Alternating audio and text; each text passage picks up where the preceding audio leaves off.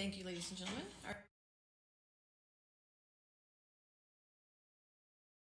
Your next witness. Yes, Your Honor. Plaintiff calls Edward White. Okay, thank you.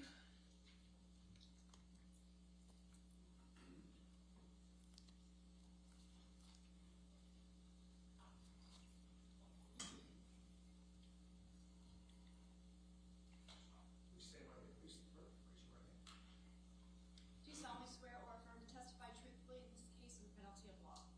Yes.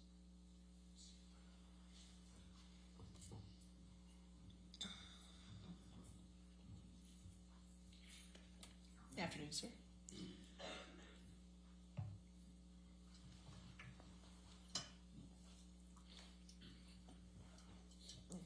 Good afternoon, Mr. White.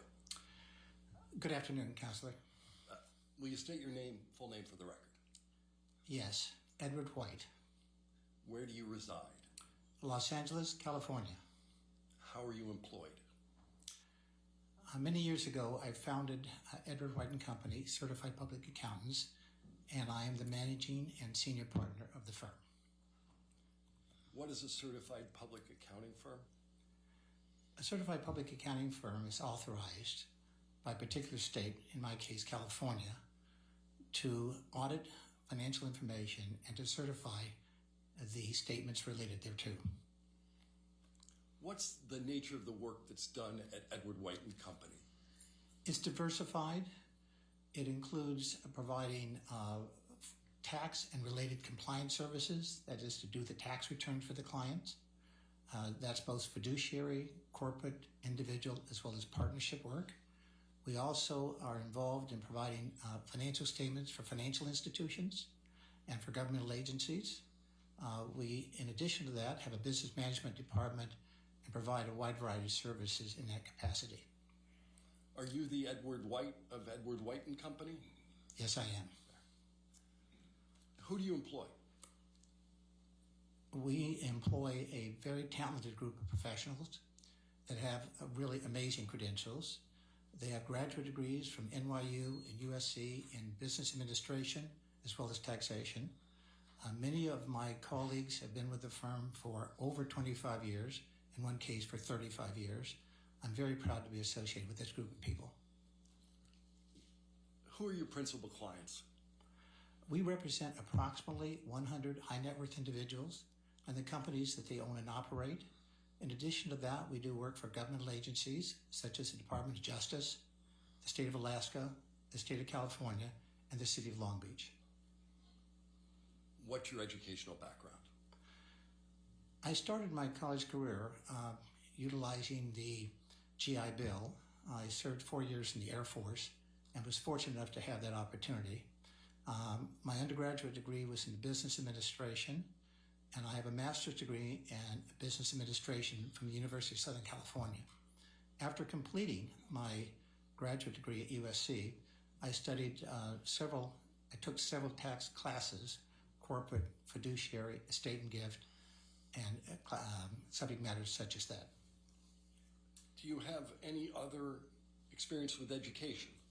Yes, I was a former professor of accounting and taxation at California State University, located in Los Angeles, California. What kind of work do you personally do?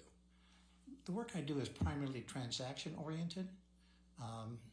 Acquisitions of companies, dispositions, that is buying or selling a company, arranging financing with large financial institutions, consulting with clients where they feel it's appropriate for me to be involved, assisting my colleagues. As I mentioned to you, we have approximately 100 high net worth individual clients, and there's always something that I can contribute to. Do you hold any certifications? Yes, I'm certified in financial forensics by the American Institute of Certified Public Accountants. I'm also a member of the American Institute of Certified Public Accountants and the California Society of Certified Public Accountants. And of course, I'm a certified public accountant. What are financial forensics? That's an attempt to ascertain not only the facts, but what transpired as relates to financial activity. So you do a study based upon financial records. You then look at contracts. You look at other financial information in an attempt to once again, not only ascertain what the results were, but what caused the results. Have you ever previously testified in court?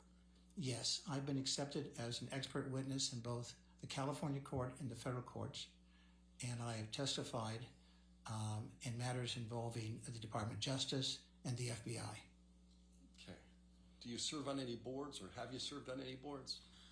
Objection, relevance, Your Honor. This witness is not being proffered as an expert in this case. All right. Wasn't This designated. is just a fact witness and not an expert witness. Fact witness, and it goes to credibility. I'll sustain the objection. I think we can move on. Okay. Do you know Mr. Depp? Yes, I do. How'd you come to know Mr. Depp? I met him because he was introduced to me by a senior executive at the Bank of California, Richard Smith. Do you work with Mr. Depp? Yes, I do. In what capacity? We are his business management firm. How long have you served in that capacity? By approximately 6 years. What does that role involve? Processing, managing his financial affairs. As you know, Mr. Depp is an amazing talent, internationally acclaimed for his work, but he relegated his financial activities to me and my colleagues, so we provide a wide variety of services for him. Do you do this kind of work for other people? Yes, we do. Numerous other clients. When did you first become involved with Mr. Depp? Approximately 6 years ago, after the introduction from Mr. Smith.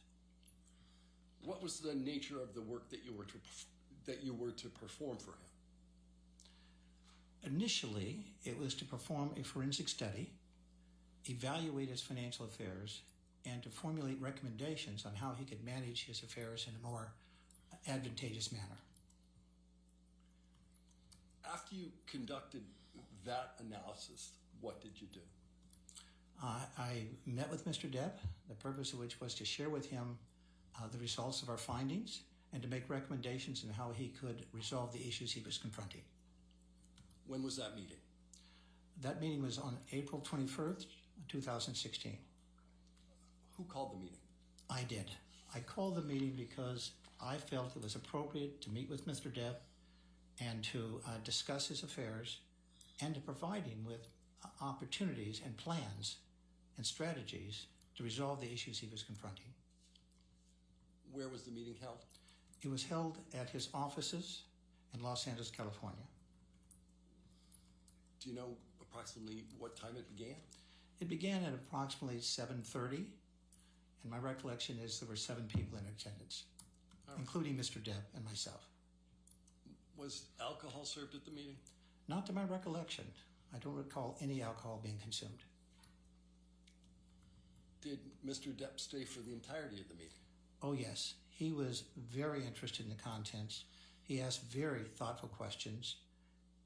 He was fully engaged and fully sensitive to the matters that we were discussing.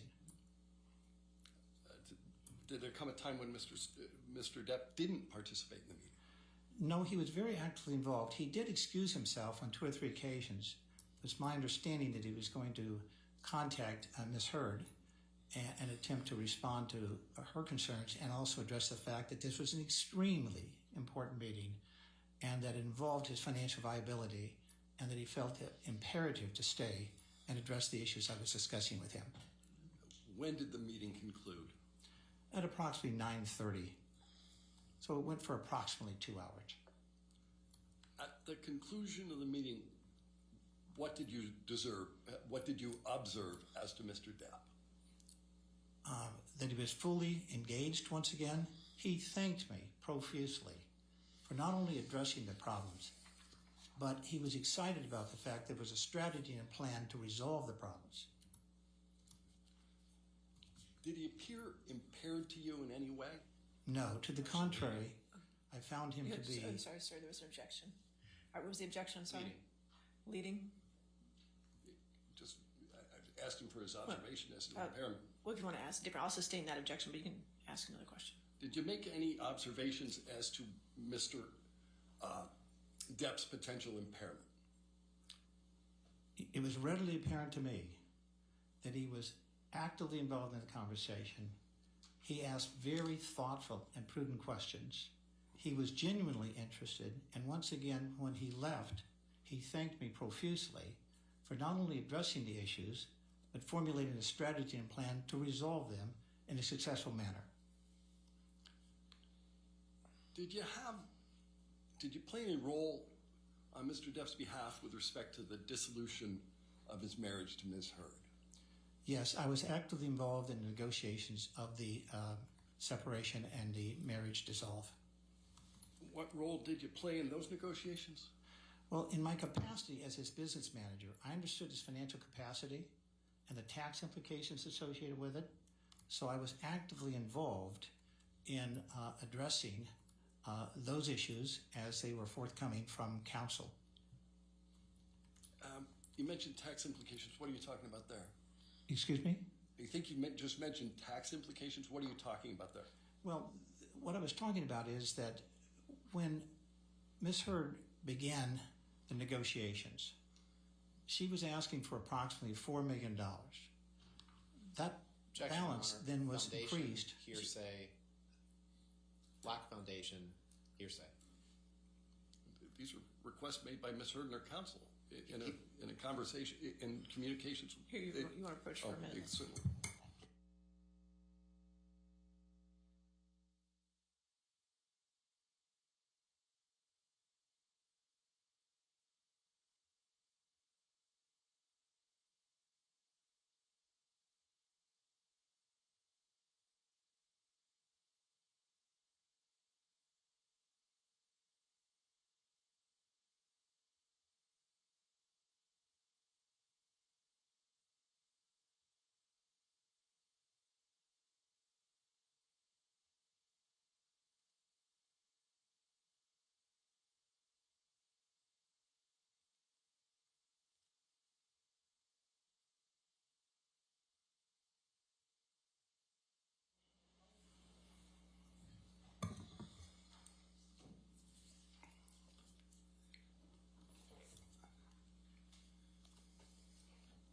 As a result of your involvement on behalf of Mr. Depp in the negotiation, what was your understanding of what Ms. Heard was looking for?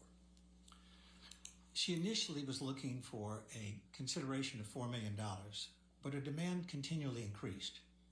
It went from $4 million to $5 million. Then it went from $5 million to $5.5 million. Then it went to $7 million. And then it was $7 million, and she demanded that Mr. Depp also pay $500,000 to her attorneys. Then, after that consideration, she also said that all the community liabilities that were accumulated Objection, during the Your course of the Honor. marriage, which approximated Sorry, $13.5 there's an million. objection, sir. Whenever there's an objection, I'm sorry. If you can't hear it, I'll let you know. Okay? Oh, thank you, Your Yeah, Honor. no problem, This sir. just goes into his allegations of what she said, which Your Honor just instructed, sustain the objection on that. He has no foundation to suggest that. No knowledge of that. Your Honor, I understand that. I asked his understanding. All right, I'll overrule the objection. Go ahead. May I continue? She'll tell you yes. Yes. Go ahead, yes. Thank you, Your Honor. He learns very well.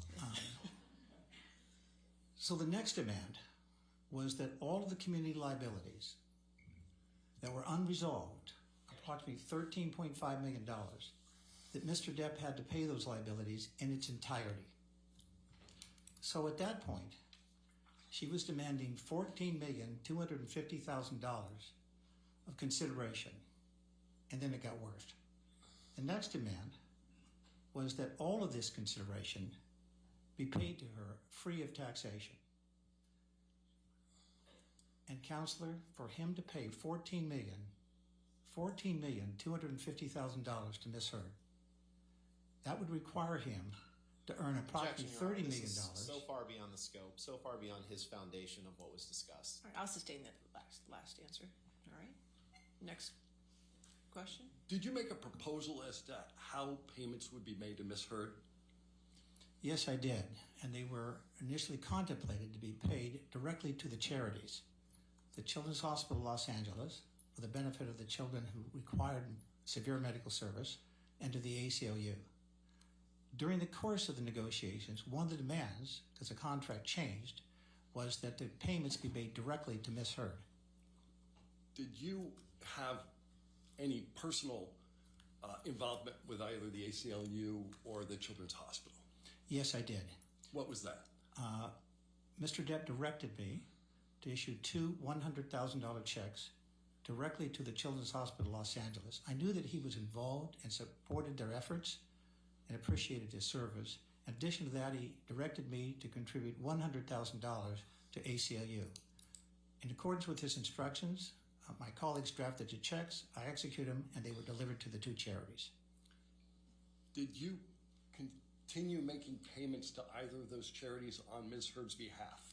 No, in fact, I was chastised for making the payments by Ms. Heard's counsel and told that the payments in the future had to go Objection, directly to Your her. Honor. This is clear hearsay. He's not answering the question. I would ask for you to instruct him to answer the question and not expound upon his... I'll sustain as to hearsay. Next question. What role did you play with respect to the payments ultimately made to Ms. Heard? We supplied the payments to Ms. Heard in accordance with the agreement, either on or before the date in which they were required to be paid. The first payments made to Ms. Heard was $2 million in 2017. Then in April of 2017, another payment of $1 million made payable directly to Ms. Heard was made. Then in August of 2017, another $1 million was paid directly to Ms. Heard. Then in November, $500,000 was paid directly to Ms. Heard. My colleagues drafted those checks, I executed them, they were delivered on a timely basis. Therefore, in 2017, she was paid $4.5 million directly paid to her. Then on February 1 of 2018, she was paid the final installment of $2.3 million for total payments that went directly to Ms. Heard of $6.8 million. Do you know when this lawsuit was filed? Yes, it was filed in March 1, 2019. Were the payments that were made on Mr. Depp's behalf directly to Ms. Heard the only economic benefit she received? Objection, leading. I haven't heard the... Go... I'll overrule the objection for us now. Go ahead. Were the payments made on to Ms. Heard the only economic benefits that she received from the settlement agreement? No, as I shared with you earlier, Mr. Depp was required to pay $500,000 to Ms. Heard's counsel, which he did in a timely and respectful manner. He was also required to pay all the community liabilities, which accumulated during their 15-month marriage, was approximately $13,500,000. So he paid all the community liabilities. She paid none of them. That's why you have to aggregate the money that was paid directly to her, the money that was paid to her, to the charities on her behalf, the money that was paid to her attorneys, and the relief of all these liabilities that he had to satisfy. That's why I said to you, Counselor, that the total consideration paid to her was $14,250,000, and she demanded that that payment be made free of taxation, that Mr. Depp would have to satisfy all the tax liabilities. How long were they married for? They were married for 15 months. Okay. Were the payments that went to Ms. Heard the only payments that you've made on Mr. Depp's behalf? No, we satisfied all of his obligations, so it was very customary for us to pay everything that Mr. Depp was obligated to pay. Are you familiar with an entity known as 2020 Wine Merchants? Yes, I am. Why are you familiar with it? It's a prominent purveyor of wine in Los Objection, Angeles, Your Honor. California. Foundation, hearsay. I don't see the hearsay, but I don't know. Foundation at this point. Can we Sure, have your approach? sure.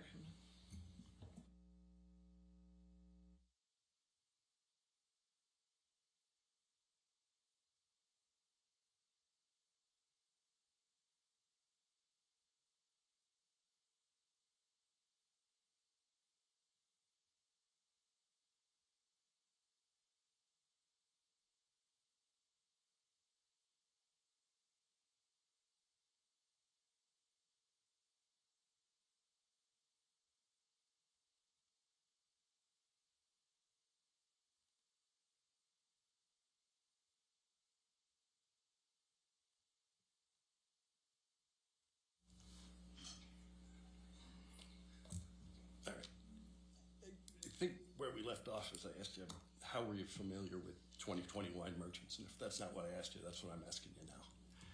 2020 is a highly recognized purveyor of wine in Los Angeles, along with other companies. What involvement, if any, did you have with 2020? I satisfied the liabilities that Mr. Depp incurred, which at the dissolve of their marriage was approximately $160,000. Do you continue to pay Mr. Depp's wine bill?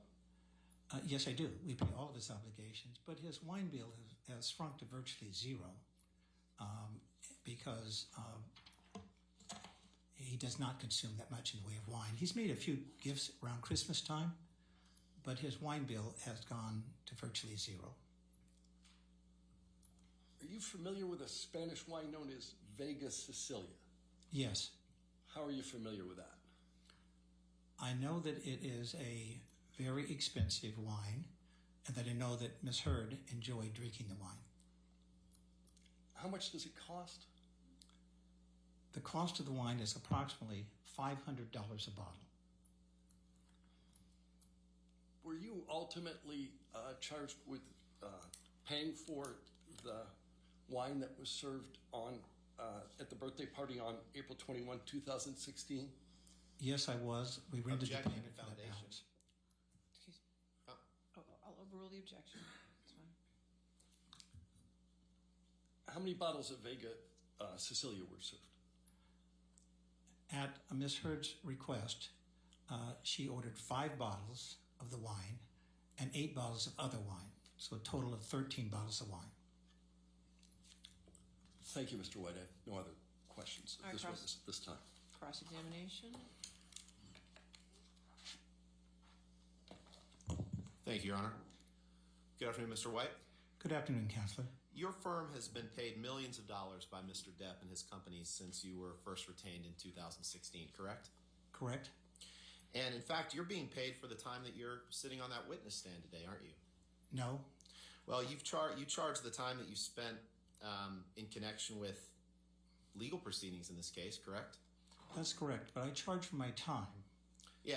And it's the same time. You answer my I would question, sir. In charge- fact, you charge $710 an hour for your time, don't you? Counselor, if you'll let me complete my answer, I'll No, be happy to respond. Sir, please try to stick to the question that I'm asking you. You've had your chance to go well beyond the question being asked, but if you could just please stick to the question I'm asking you, it would go a lot faster. Could you, I don't think your microphone was on there. Well, it's not really badgering. It's not Yeah, an thank you, objection, Your but that's all right. So just if you could answer the question that's asked. Okay. Thank you. Thank you, All right. Your Honor. I Let me start over, sir. You charge Mr. Depp $710 an hour for the work that you do for him, don't you? That is my standard rate for all clients, and yes, I do charge that rate to Mr. Depp. And you gave a deposition in this case. You remember that? On or around February 2nd, 2022? Yes. And that day, you charged Mr. Depp $710 an hour for the time that you spent giving testimony that day, didn't you? Yes, I did. And you charge Mr. Depp $710 an hour for anything that you do in connection with his account, don't you? Yes, I do. You have about 6 people working on Mr. Depp's account, correct? Yes. And whether through you or one of your colleagues, your main contact with Mr. Depp and his companies is his sister, Christy Dombrowski, correct? No. Who is your main contact? Mr. Depp. One of your colleagues maintains active communication with Christy Dombrowski, correct? Could you ask the question again, Counselor? One of your colleagues maintains active communication with Christy Dombrowski, correct? No.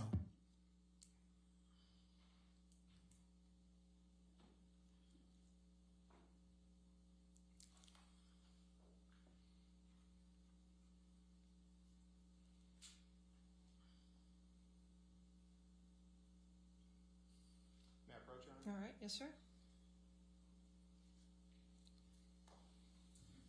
Thank you.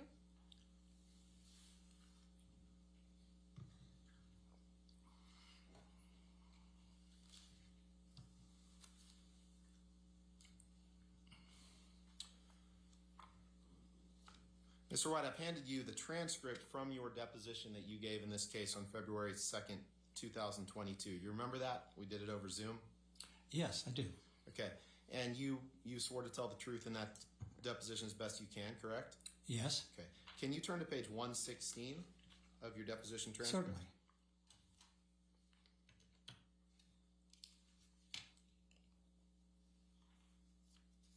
Did you say 16, Counselor? 116, 116.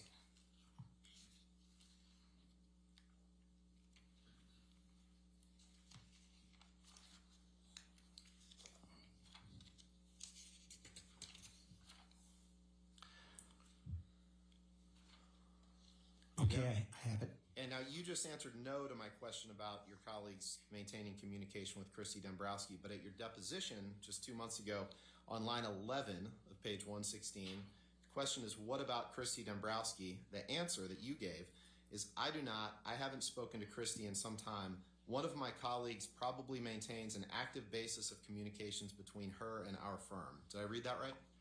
Yes, but That was you my need to question. find the Just if term. I read that right, sir. Now, part of the services that you provide, that your firm provides to Mr. Depp, is to pay the bills to his doctors, correct? Yes, And you make payments relating to maintenance or damages to his properties, correct? yes, Now, you were contacted in early 2016, right? You testified to that to do work on behalf of Mr. Depp? we were engaged in March Engaged. of 2016, if that's your question. Right. Around February 10th, is that when you were first contacted? I do not recall the date. And you said you were introduced by executives, a guy named Richard Smith at the Bank of California? Yes, Mr. Depp owed significant amount of money to the Bank of California at that time, correct? no. He owed money to the Bank of California, correct?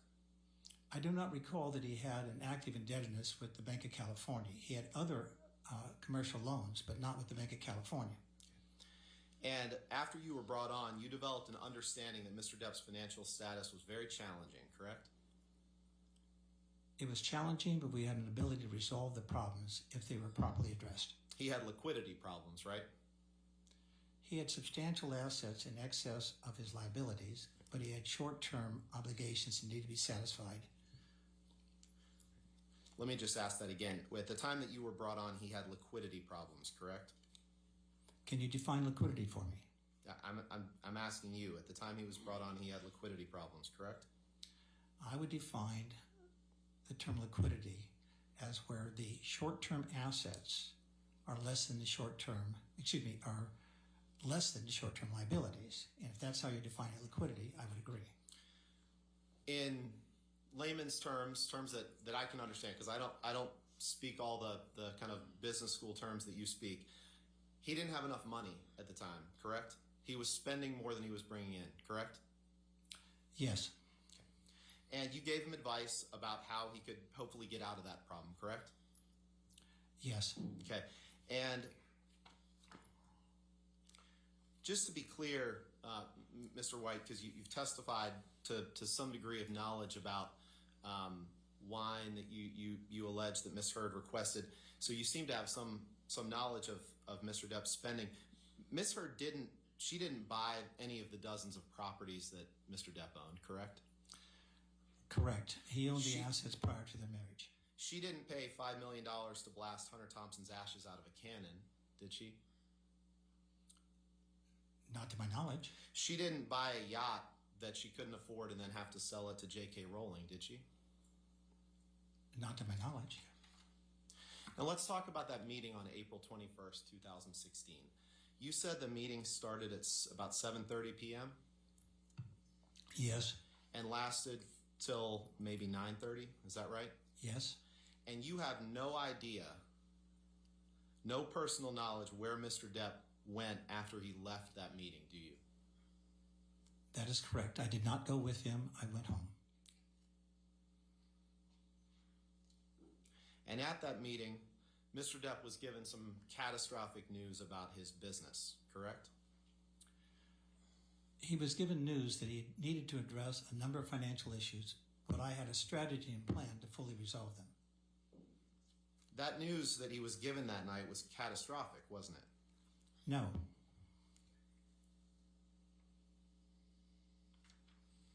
May I approach, Your Honor? All right. Yes, sir.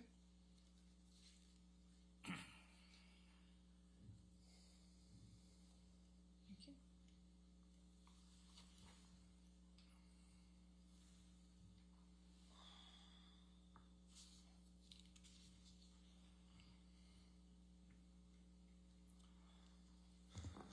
Mr. White, let's do this again with another under oath series of statements. You gave testimony in the UK trial, did you not?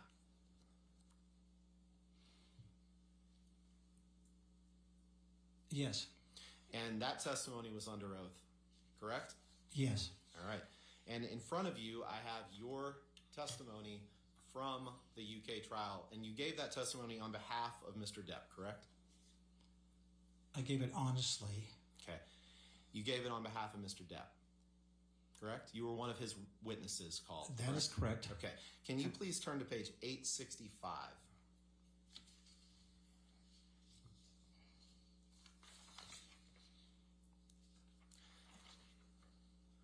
And it's just the second page of the document, upper left. Before that, the questions are talking about this meeting on April 21st, 2016. And you were asked the question, now Mr. Depp was given some catastrophic news about his business. Answer, that is correct. Did I read that right? You did, but remember, that was just when my I get a question. chance You to answered my respond, question, sir. You answered I my did question. not define that. Sir, Mr.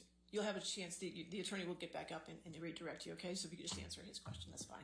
And the reason I'm asking, sir, is because you just gave the exact opposite testimony here. So that's why we pointed that out. Now, you at this meeting, you had a discussion about his financial affairs and a necessity to formulate a revised business strategy and plan, correct? Yes. And you talked about the following financial information. You talked about bank obligations and tax liabilities, right? Yes. Which means money you owe to either the government or banks, correct? Yes. You talked about assets that he needed to sell, correct?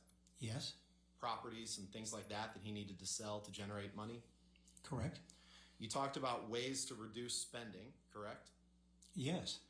And you talked about how to get new engagements, correct? Yes. How to get new gigs, right? Not how to get them, but The I need to encourage get him to get them. I'm not an Understood. agent. I appreciate do not that. procure his engagements. And understood. You talked about the need to get new gigs to generate additional money to help address these financial woes that he was experiencing, correct? Yes. You also told him at that meeting that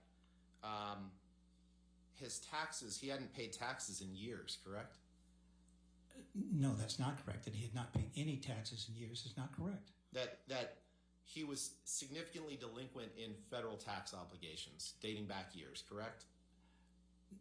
I don't know how you're defining years. There were delinquent liabilities. I addressed them and formulated a plan.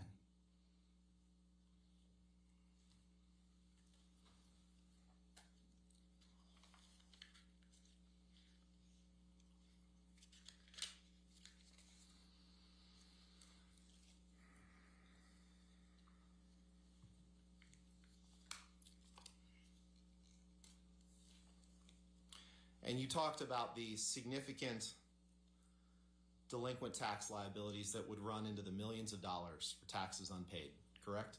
That is correct.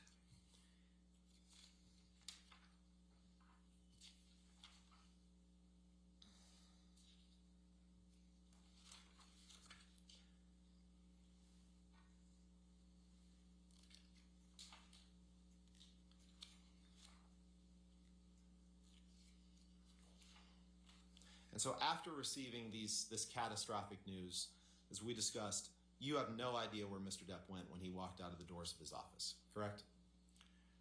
I do not know Okay. where he went. Can you pull up Plaintiff's Exhibit 936, please?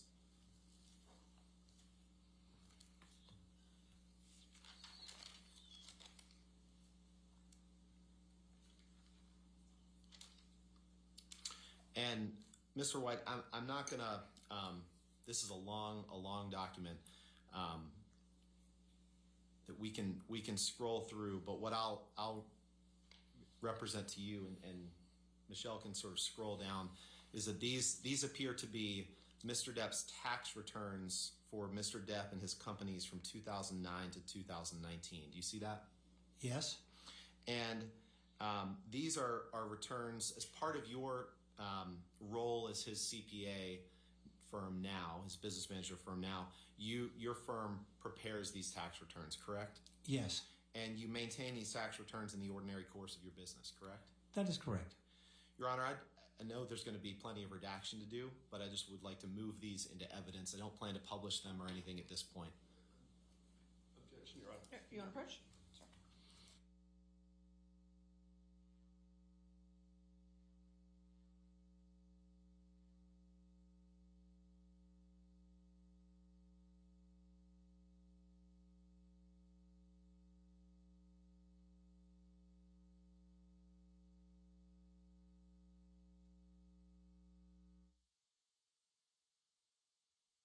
All right, so 936 will come into evidence, but I'll wait for redactions and they will not be published. Okay? Thank you, Your Honor.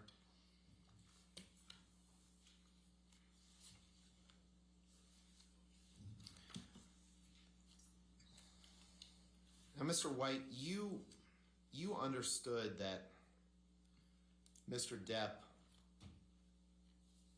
showed up hours late for work on Pirates 5, correct? That is not correct.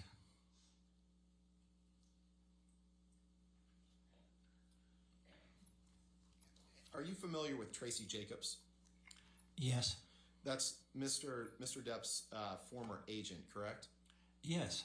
And at the time that she was serving as his agent, part of her job responsibilities, to the best of your understanding, was to communicate with you about Mr. Depp's financial affairs, correct? To the extent she had knowledge, Right. yes, she would communicate. And you and she did communicate about Mr. Depp, correct? During the period of her engagement, yes, we Yes. did communicate. Okay. Can you pull up Defendant's Exhibit 874, please, Michelle?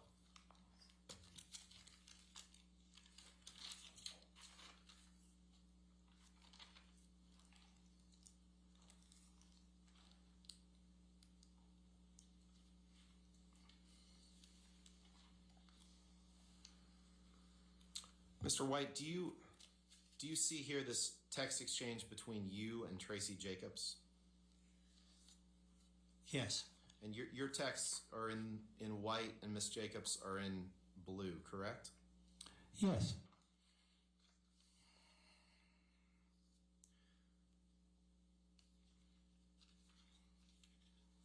Michelle, could you please scroll to the document that is bait stamped Depp 19246? It's about the fifth or sixth one down, please.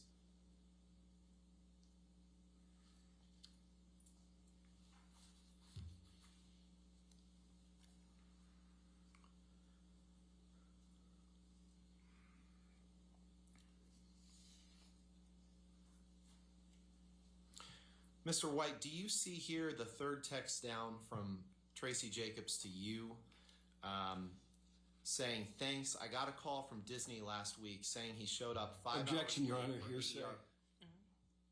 It's not hearsay, it's party opponent. She's his agent. I'm happy to approach if you'd like to discuss. You want to approach this one?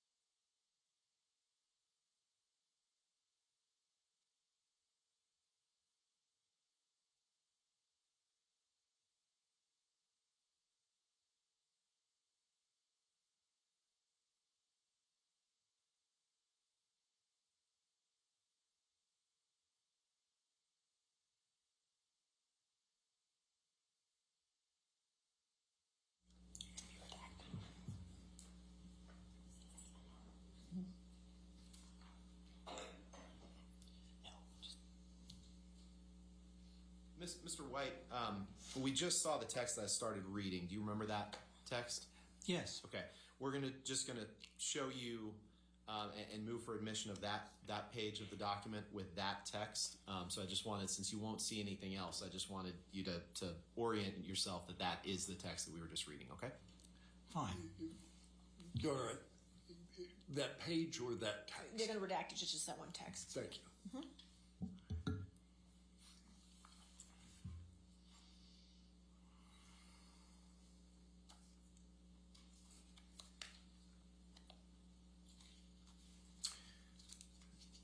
Your Honor, I would move for admission of this document as, I guess we could call it Defendant's 874A. Okay, 874A with the redactions. All right, thank you.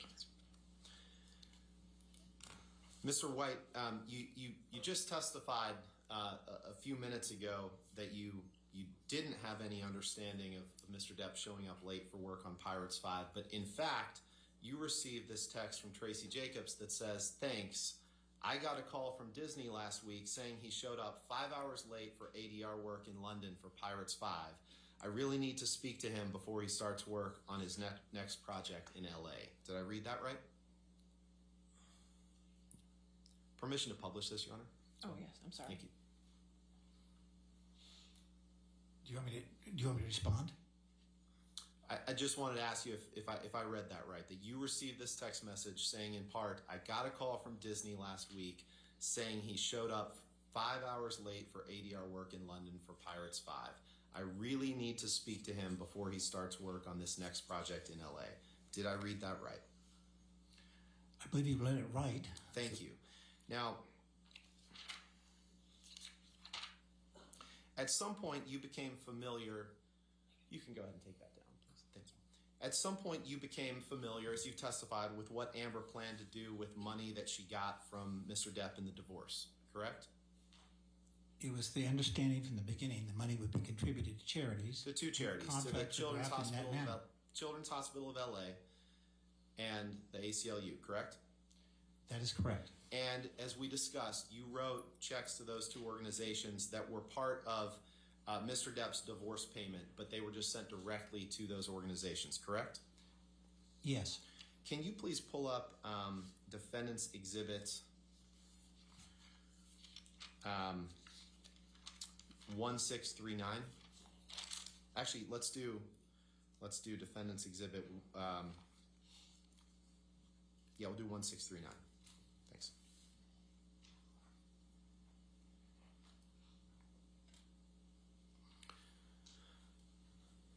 Mr. White, this is a letter from you to the ACLU Foundation dated August 24th, 2016, correct?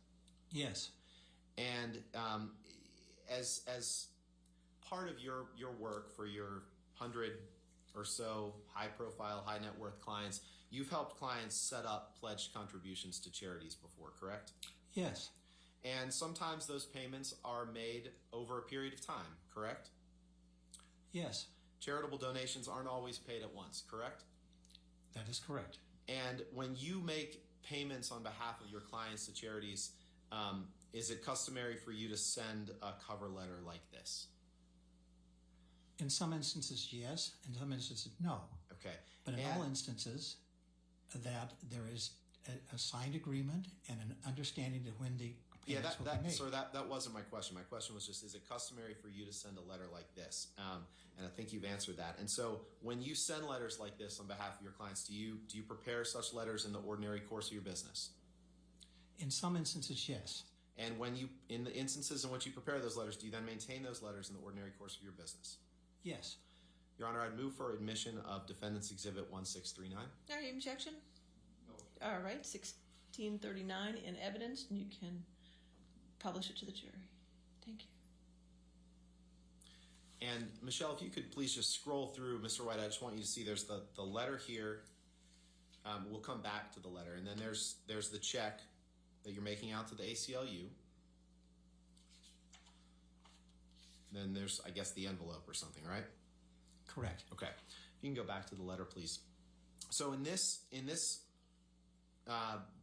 cover letter, you tell the ACLU that you're enclosing a check for $100,000 and that the donation is being made in accordance with Misheard's pledged gift of $3.5 million to the ACLU Foundation, correct?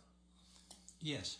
And you also write that the check represents, just go ahead, that the check represents the first of multiple scheduled installments, correct? It was my understanding that she was going to contribute $3,500,000 I'm just asking if that's what to you wrote, children. sir. You've asked me a question. I'm trying to respond. No, I was actually just asking if that's what you wrote. Would you ask the question again, please? Yeah, you write, this check represents the first of multiple scheduled installments to honor the full amount of Misheard's $3.5 million pledged gift. It was my understanding she was going to contribute the money, and that's Okay, sir, consistent with my I just response. asked if that's what you wrote. I think you've answered that. Can we please pull up Exhibit 1596? Your Honor, before we go to the next exhibit, can I raise an issue at the, Okay, at sure. the bar? Thank you. 1, 5.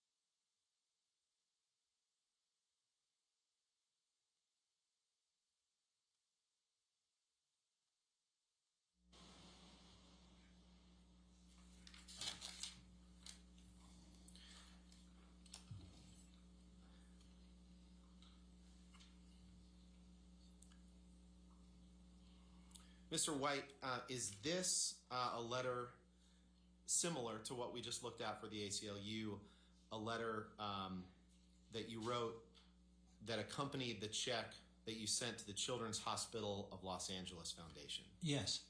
And this letter and whatever payment, this letter is one that you would have prepared in the ordinary course of business, correct? Yes.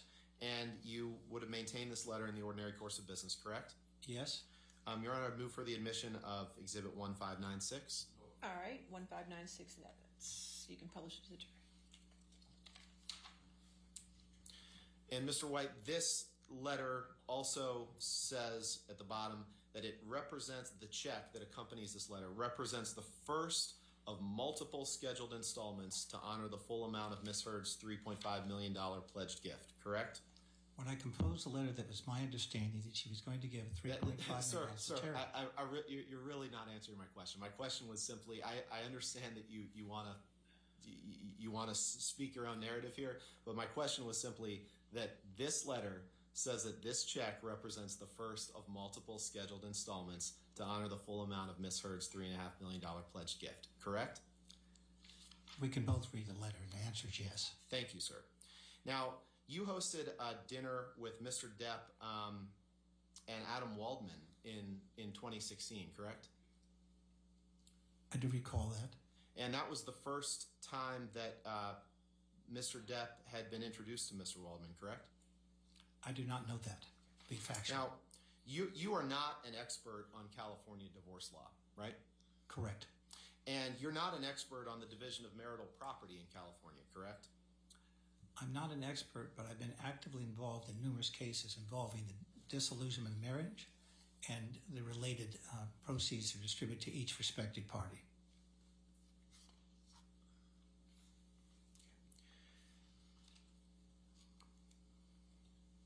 Now, you can't give any sort of legal opinion or testimony as to whether or not Misheard would have been entitled to more in the divorce settlement with Mr. Depp than she received, correct? I'm not an attorney at law. Okay. I don't render legal opinions. So, you've never met Amber Heard, correct? That is correct. The first time you've ever seen her in person is here in this courtroom this afternoon, correct? That's my recollection. And you have no personal knowledge of whether Mr. Depp engaged in domestic abuse against my client, correct? I've never witnessed him involved in any abuse, and obviously I've never met her. I could not respond to that inquiry. So the answer to my question is that it's correct, that you have no personal knowledge of whether Mr. Depp engaged in domestic abuse against Amber Heard. That is correct. I have no knowledge. Nothing further. Period. All right, redirect. Mr. Dennison. Can we pull up Defendant's 1596?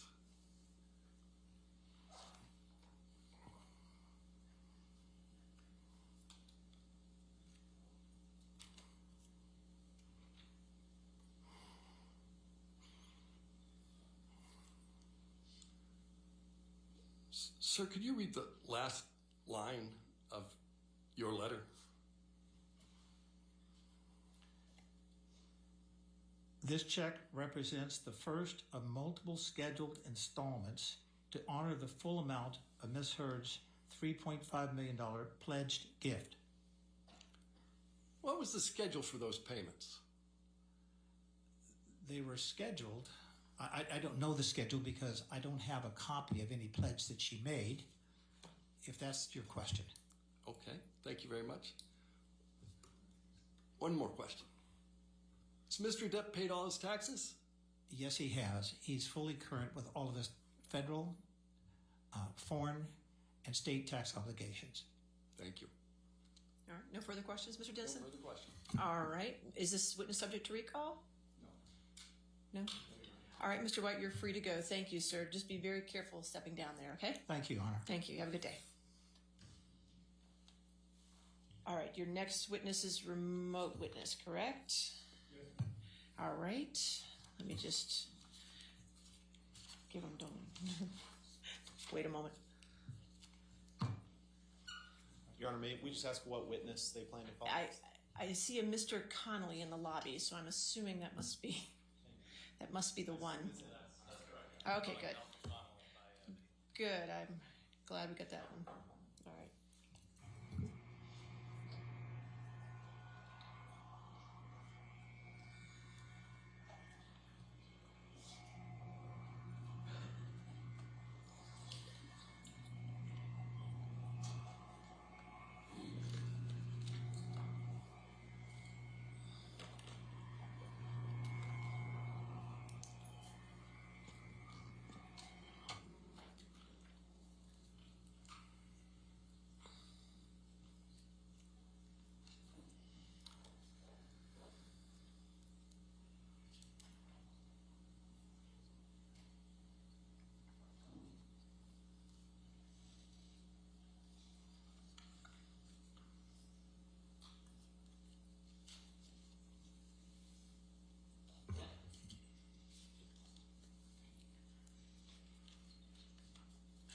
Mr. Connolly, can you hear me?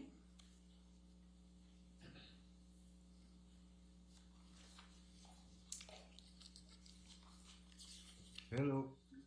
Yes, sir. Yep. Hi. Yeah. Can you turn your camera on, sir? Okay. There we go. There we go. All right, sir. If you could raise your right hand. Do you swear or affirm to tell the truth under penalty of law?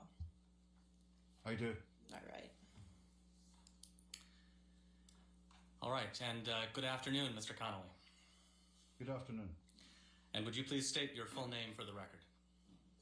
Malcolm Connolly. And Mr. Connolly, where are you testifying from at the moment? From home, Essex, UK. And where do you live? I live in Essex, UK. Mr. Connolly, what is your occupation? At present, close protection operative. I've had a couple of professions. I'm a bricklayer to trade. I was in the corrections facility, Pentonville, HMS prison. But right now, yeah, I'm a protection operative. Okay, and can you tell us a little bit, just generally, what that means? It means looking after the personal well-being, physical well-being of any client you're detailed to. And how long have you been in the personal security business? 25 years. Over the course of those 25 years, have you had any other kinds of jobs? Yeah, as I said, I was a corrections officer for Her Majesty's Prison. Okay. Are you familiar with the plaintiff in this case, Johnny Depp? I am, yes. And how do you know Mr. Depp? I know Mr Depp maybe about 23 years ago, 24 years ago. I worked for a company called Music and Arts. The guy who owned that company was Jerry Judge. Jerry started working with Johnny way back in the early days, and I was detailed with looking after Johnny's ex, Vanessa Paradis, and Jack and Lily Rose, Johnny's kids. And my job was just to make sure they were safe when Johnny was at work. So that job, after about a year and a half, 2 years, Johnny asked me to go with him directly, and we'll find someone else to do the kids and that. And that's how I came across Johnny. That's how I personally met Johnny Depp. Can you ballpark for us about what year that was? Oh, 2006. Okay. And can you generally just tell us a little bit about what you do for Mr. Depp as his security guard? I will escort Johnny to everyday public places. Make sure he's okay. Make sure he's not in any danger. First of all, do the recce.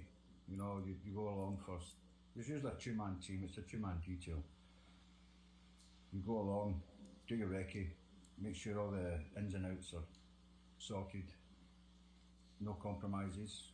Any risks involved? Do a risk assessment. We do the job. I look after him. Basically, I look after Johnny whenever we're in public domain. Whenever we're going to be in a public domain, I will look after Johnny. Okay. And how about the defendant in this case, Amber Heard? Are you familiar with Misheard? I am familiar with Misheard. Yeah, I first met Misheard in probably 2000, and I don't recall the actual date. Probably about 2010, maybe around there. She came into the UK to do a promotional job for a movie called Drive Angry. My boss, Jerry Judge, asked me to take the detail. Went and met Amber, started the job. Amber was with her ex, Tasha, and I looked after Amber for a week. Pleasant week, it was fine, great. Does anything stand? Sorry, yeah. After that week, I never seen Amber again until we did the Rum Diaries, the premiere after show of the Rum Diaries. Okay, so let's move to the Rum Diary then. When did you see Misheard? How did you see Misheard in connection with the Rum Diary? We'd done the Rum Diary premiere. We went to the after show party. I'm busy working, doing my job, myself and Jerry Judge. Seen Amber across the floor. Amber seen me. Just basically come across the floor, said hello, how are you doing? Your usual chit chat. We chit chatted for a minute or two. Johnny asked me how I actually knew Amber. Explained. That's the last I spoke to Amber that night. I was too busy with Johnny doing my job, Did you know at the time, and let's back up for a second. Where was that premiere? Do you know what? I don't recall. I think it was in LA. Okay. I don't actually recall. Okay. Did you know at the time of that premiere in probably LA, but possibly somewhere else? Did you know at the time that Mr. Depp and Misheard were seeing each other romantically? No, I didn't. I actually didn't. I mean, I surmised that there was a spark there. It wasn't until maybe a few days later, a few nights later, we were at a dinner party somewhere, a promotional thing, and Amber and Johnny were basically, sparking up. They were getting together. Then I sort of assumed that there was a romance happening there, budding there. Okay. Over the course of Mr. Depp and Misheard's relationship with each other, about how often would you say you saw them together? Well, in the beginning, actually not a lot, not a lot. Maybe once a week, twice a week at a push. But then it started, it started maturing into something, into a relationship. So more often as the time went on, And as time went on, did you have an opportunity to observe how Mr. Depp and Misheard interacted with each other? At the beginning, lovey-dovey, everything was great. The honeymoon period was on, and it was, it was good. I mean, it was great to see Johnny happy again. Amber was, lovely, charming, as she usually is, good as gold. And then things started to change. Amber started to change. Amber started getting a bit, I would say, a bit more feisty, demanding, I could see that Amber wanted to wear the pants in this relationship. That was pretty obvious. And what in particular made you think that you observed personally? Just the way, if something wasn't quite right, or Amber could get a bit frosty at the drop of a hat. So as time went on, I could see them change. I could see Amber change. I could see Johnny getting quieter. We get into the car and nobody was speaking. And it just, things started changing. Amber started getting a bit more grumpy, shall we say. How did she get along with you? Absolutely fine. Amber was fine with me. Amber was never anything but professional, polite with me. She was Amber was fine with me. Did you ever see or hear any arguments between Mr. Depp and Misheard?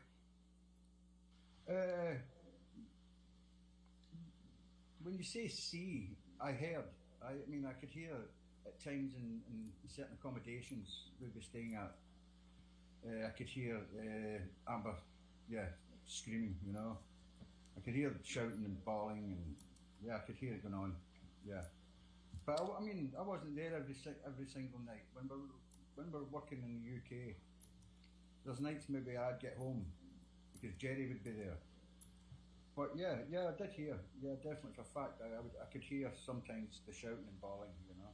It's mostly I could hear Amber screaming. And about how, I recognize this was years ago, but can you estimate for us how regularly that happened?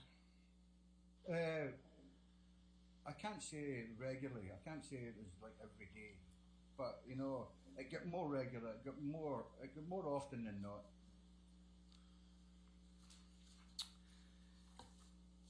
Did you ever witness any physical violence between the two of them? No, never. I've never seen any physical violence. It's not a thing. It's not a thing people would do in front of security. It's not a thing that would happen in front of myself or Jerry Judge or Sean Bett or something. It just wouldn't happen. It wouldn't happen. No, I never seen any physical security. I never seen any hands-on. No. Okay, what do you mean you never saw any hands-on? Well, I never seen any slapping or grabbing or punching or hitting. I never seen any of that physically.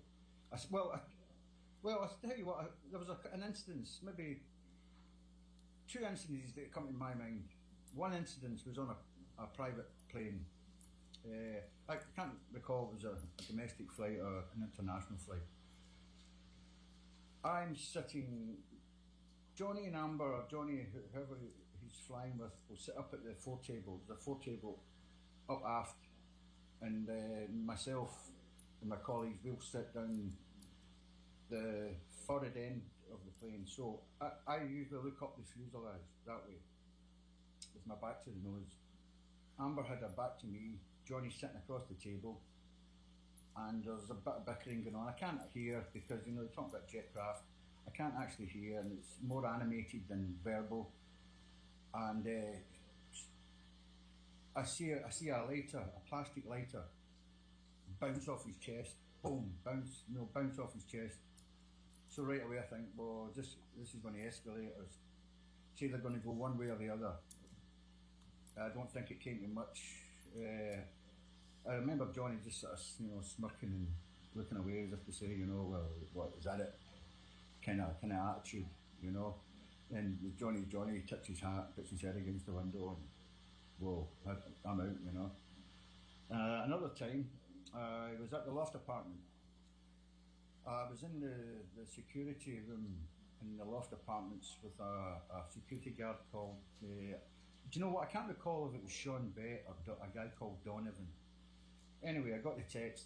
I was down there to pick him up to go to the West Hollywood accommodation, and I got the text. Objection No. to the extent he's going to talk about what the text is. That's hearsay. You can just tell us what you observed without recounting the contents of the text. Okay.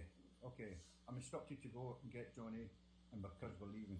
Objection. He just said what he was instructed to do. All right, I'll sustain the objection if you can. What did you do after you received the text? I go to the loft apartment. The door's ajar slightly, just a what you call a crack in the door. Push the door open and I go in. Shouting, there's a bit of shouting going on. I can't hear. I'm in the wrong area of the apartment. But as I turn to the left into the more of the lounge area, there's a soda can.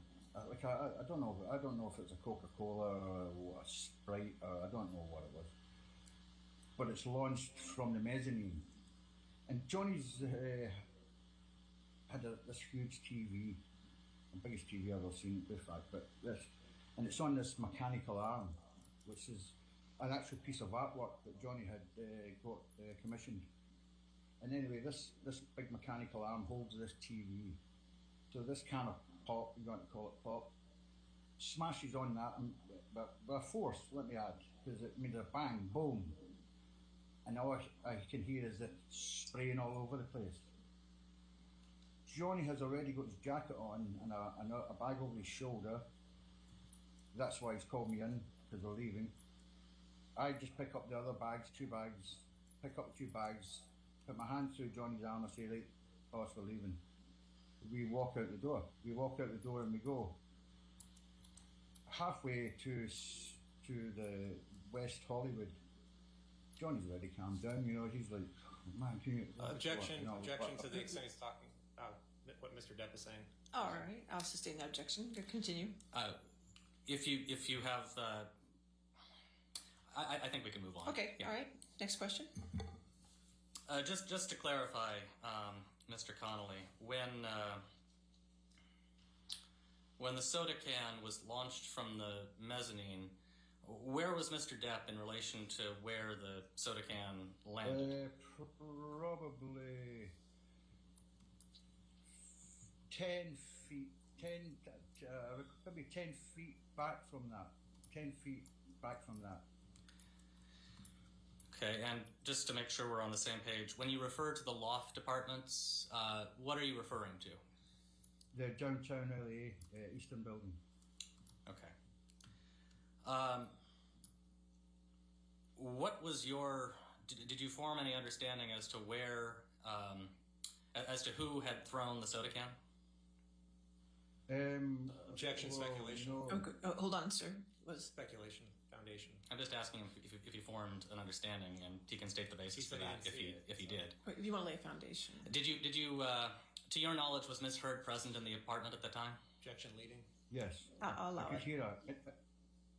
I never seen her physically, but I could hear her voice. Yes. And where did her... Could you tell where her voice was coming from? Upstairs, just upstairs. Okay. She wasn't on the lower apartment with us, so I can only imagine she was upstairs. Other than the cigarette lighter and the soda can, anything else similar to that you observed? No, I can't say no. Did you ever observe any physical injuries on Misheard? Never, no. How about on Mr. Depp? Yeah. Yes. Yeah, it started off with maybe a scratch once in a while, a swelling, but it got more. It got more, yeah. I'm not talking he was marked every week or every 2 weeks, but yeah, he sustained marks there, definitely. He was getting marked. And can you describe for us what you can remember?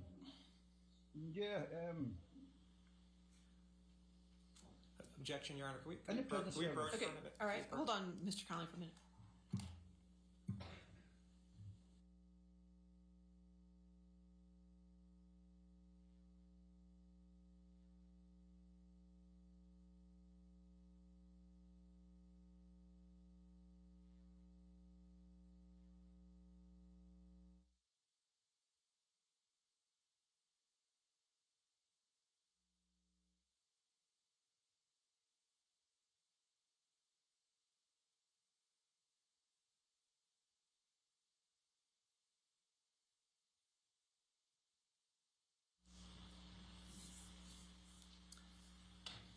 So, Mr. Connolly, you can continue responding. I think the question was just, can you generally describe for us what you remember about the marks you saw on Mr. Depp? Yes. As I was saying, in the prison service, you're taught to pick up, log in your mind, mental logging in your mind, marks, bruises, bully patterns, stuff. What I noticed straight away was most of these marks and most of these things through my training is happening in the left-hand side of his face, and it would be scratches on his neck, maybe a fat lip in the corner, maybe a bruising on the eye socket. Dull impacts, except for obviously the scratches, maybe on his left ear.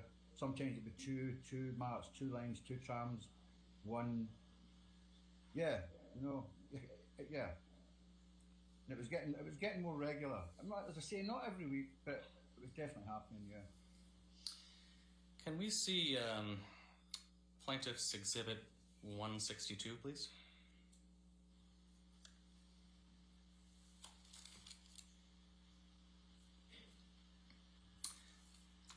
And Mr. Connolly, are you able to see the picture on? I assume you can see it on your screen. Yeah, just in a second, please. Yeah, hi. Yeah. And do you? Yeah, I know that picture. I took that picture. You took the pictures on the. Yeah, I took the picture. Can you just quickly tell us what this picture is? This picture is Misheard and Johnny's honeymoon on the Orient Express on the East Line from Bangkok to Singapore. You travel through Malaysia, stopping at Kuala Lumpur and a few other places on the way down, and that is in the dining coach, I think. Yeah, dining coach, that's what that is. The guy on the left there with a silver band around he's the waiter. He's the waiter with the detail to look after us. The guy in the bow tie, he's guest relations manager. Mr. Connolly, just hold on one second. Before we continue describing the document, I'd move for the admission of Plaintiff's Trial Exhibit 162 and that it be published to the jury. Any objection? I'd like to approach it. Okay.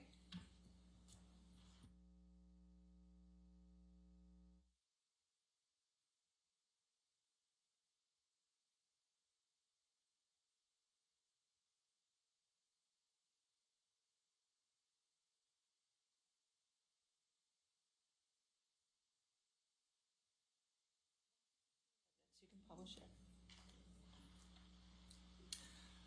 All right, and Mr. Connolly, I apologize for cutting you off, but could you just continue to describe for us what we're looking at in this picture? Yeah, as I said, the guy in the bow tie, he's guest relations manager. He was detailed to, fix us up anything we needed, to excursions and transports and stuff. Then it's Misheard. The guy, that's the chef who looked after he cooked for us. Great chef, by the way. Yeah, he looked after us, and that's Johnny. And I also noticed, if you look at that picture, like I said, on the left-hand side under his eye, there's a swelling. And you see a swelling just on the left-hand side of his nose and under his left eye. And what do you interpret that swelling to be? What do I interpret it as? That's either he's walked into a door or a door's walked into him. Okay. Can you tell us anything, and we can take this down, I think. Thank you. Mr. Connolly, can you tell us, well, first of all, what, do you recall what year Mr. Depp and Miss Heard went on their honeymoon in the picture we were just looking at? That would, is it, I don't know, is it 2013? 2013? Okay, and were you, well, you testified that you took the picture, so you were there, I assume? Absolutely, yes. What can you tell us about that trip generally, and particularly focused on how Mr. Depp and Miss Heard were interacting with each other? Started off good. Johnny's cabin was maybe 15 metres down the corridor from mine. There was no cabins in between. There was like storerooms, like, you know, blankets and cutlery and stuff. So the cabin was quite not a big massive distance, but you know, it wasn't like the trip started fine, absolutely fine. I think it was 5 days maybe. 2 days, 3 days into the trip, I can see Johnny going down. I can see him coming down, you know. He's just not enjoying this. He's not enjoying this. But you know, I can't. It's not my business to step in and that. I just do my job. But I can see he's not enjoying this. He's not happy. He's not happy. Did you ever observe any arguments between Mr. Depp and Miss Heard in this time frame? Just not arguments, but some frostiness. Miss Heard sort of demanded that, you know, we have our own dining cart, if you like. So me doing my job, I inquire to the guest relations guy there that you've seen in the photograph, and he quite rightly tells me that, you know, there's other Objection, VIPs hearsay. in- Objection, hearsay. All right. Objection to hearsay. All right. I think we can move on. Okay, I'll sustain the objection. Next question. All right, so Mr. Connolly, well, taking a step back for a minute and changing topics slightly, have you ever seen Mr. Depp use any drugs? I don't think I'll allow it. Go ahead. Yes, I've seen him smoke marijuana.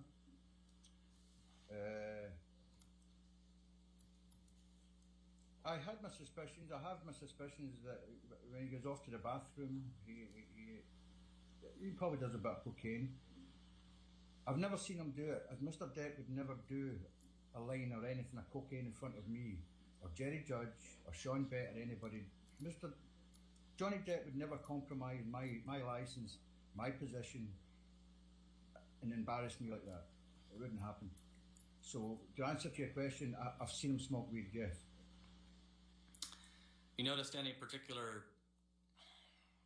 What changes, if any, have you noticed in his behavior when he's under the influence of marijuana? To be honest, a bit more relaxed, no sort of uptight. But he's not out of his head. He's perfectly functioning. I mean, you can talk about anything, any conversation you want to talk about. He's neither up nor down with that, you know. He really isn't. He's got a very high tolerance for any substance, Johnny. You know, I would say so. You know, I think Jack Sparrow's more drunk than Johnny Depp, to be honest.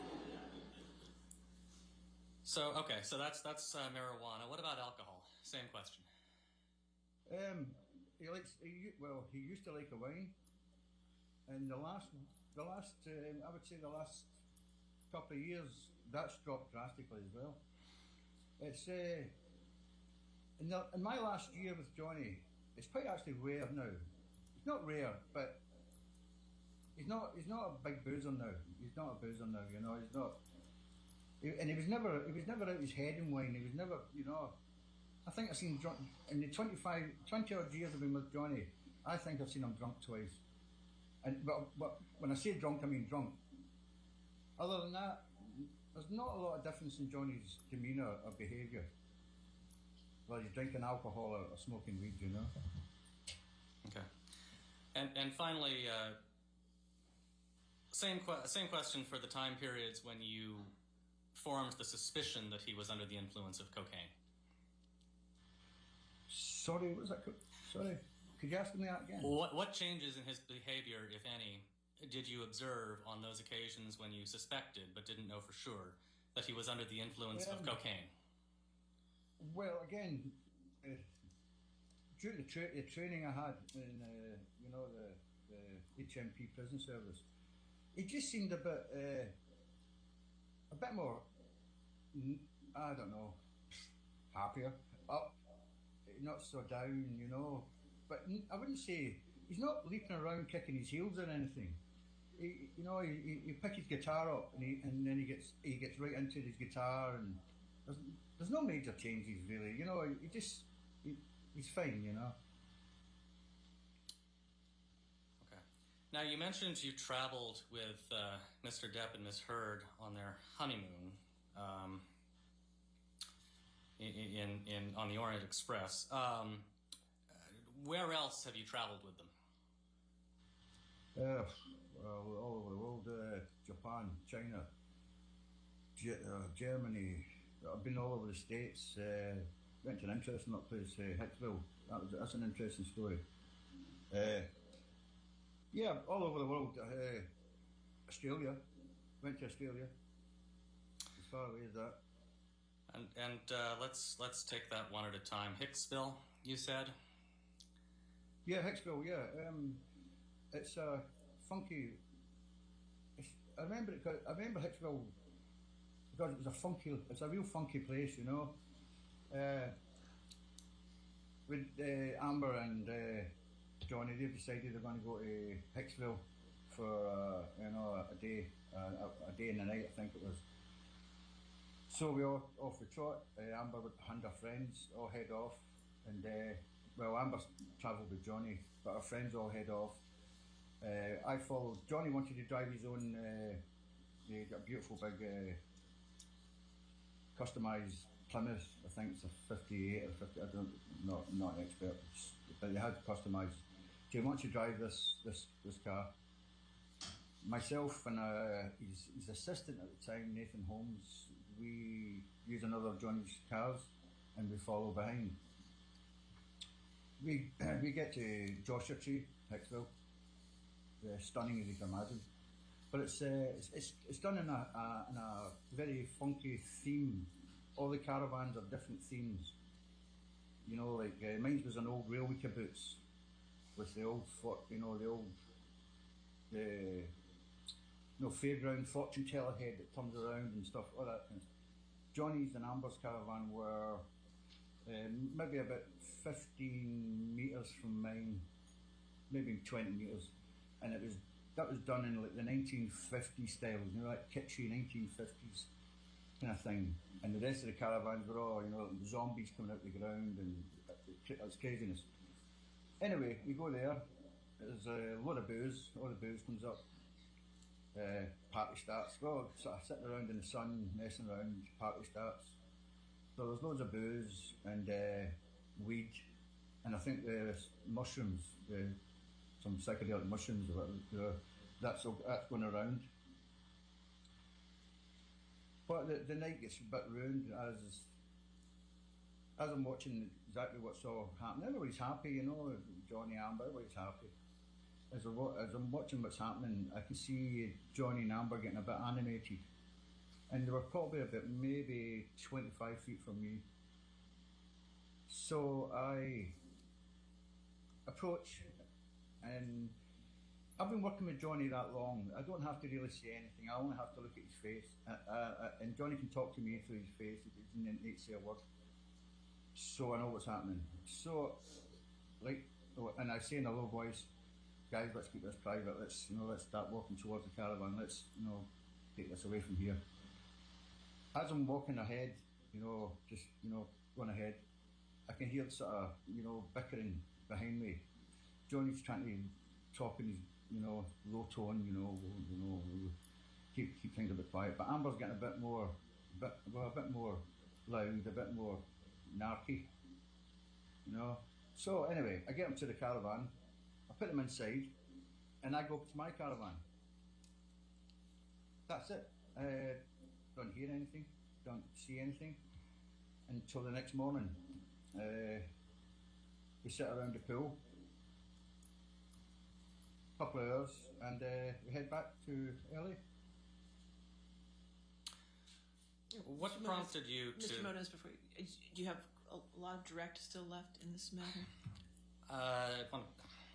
Not terribly much more, maybe 10 to 15 minutes. We're going to take our afternoon break then. Ladies and gentlemen, let's go ahead and take your 15-minute afternoon break, and then we'll come back and continue with the testimony, okay? Don't do any outside research and don't talk to anybody.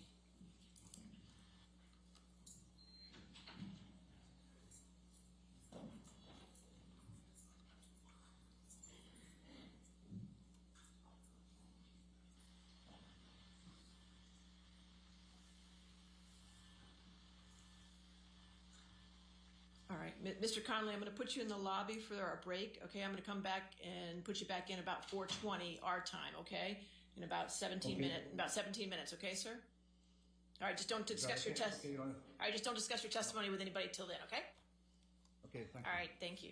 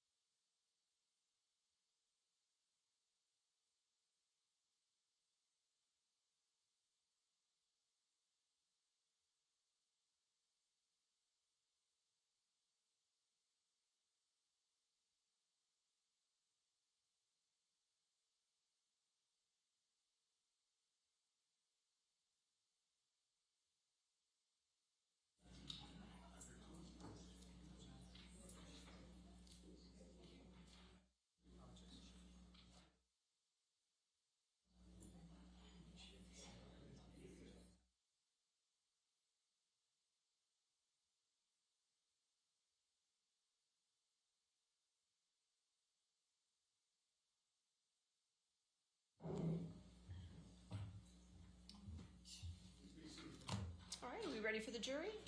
Okay.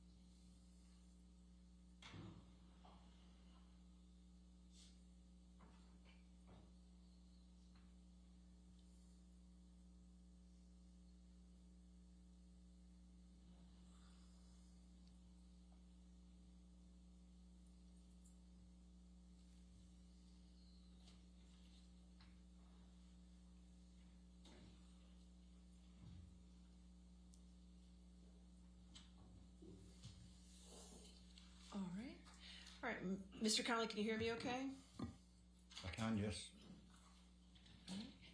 Can you just count to 5 for me, please? 1, 2, 3, 4, 5. Perfect, thank you. All right, next question. All right, Mr. Connolly, we were talking about Hicksville there, and you made a comment that you had suggested to Mr. Depp and Misheard that they keep it private or something along those lines. I did, yes. My question is just what prompted you to make that suggestion? Well, I was getting kind of animated. You know, it was getting animated, and you know, no one wants to see their dirty laundry in public. Were they both animated? More so Amber. Johnny, yes, but more so Amber. Okay. Do you remember anything in particular that Misheard was saying at the time? I don't recall, no. As I say, it wasn't really coherent. It was more of the animation, you know, the head movements and the stern looks and stuff that prompted me to do what I have to do, you know. Okay. Shifting gears a little bit. You listed out various places that you traveled with Mr. Depp and Misheard, and I think you listed Japan, Germany, Hicksville, and Australia. Do I have that right? Correct, yes. When were you in Australia? That'll be 2015, Pirates 5. And what were you doing in Australia? My job. In that occasion, I flew out first. I usually fly out first to do the advance. The advance includes the check-in of accommodation. Not so much accommodation because Nathan Holmes, Ben King, and a chef called Russell, they would already been at the home, and got that sorted out. My main concern was locations, transport, local security, drivers, you know, making sure all that's in line before Johnny gets there. Jerry Judge would have travelled with Johnny into Australia.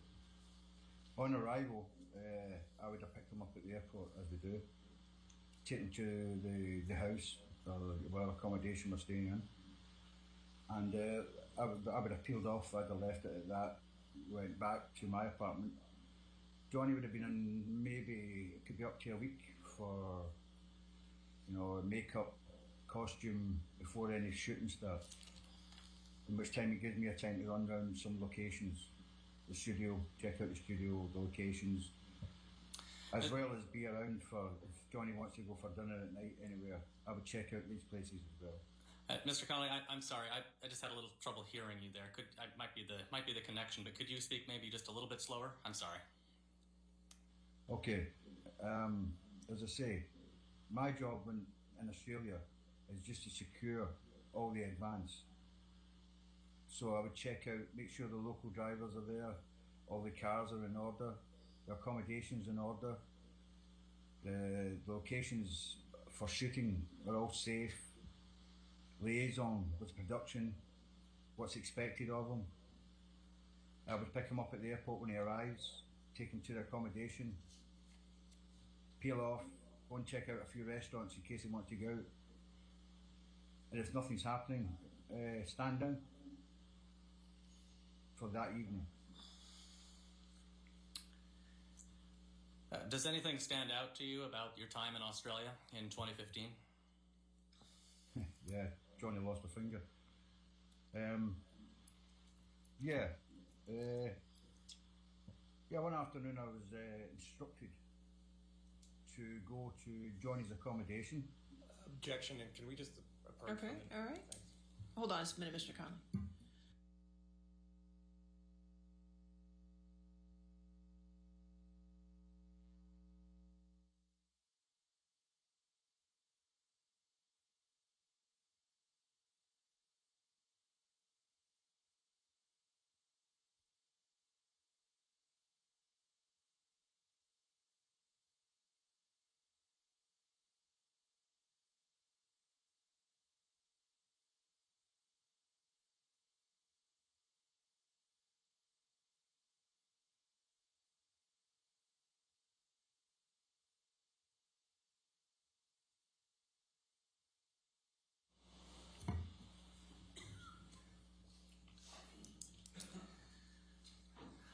All right, Mr. Connolly, please continue, but as you go, please avoid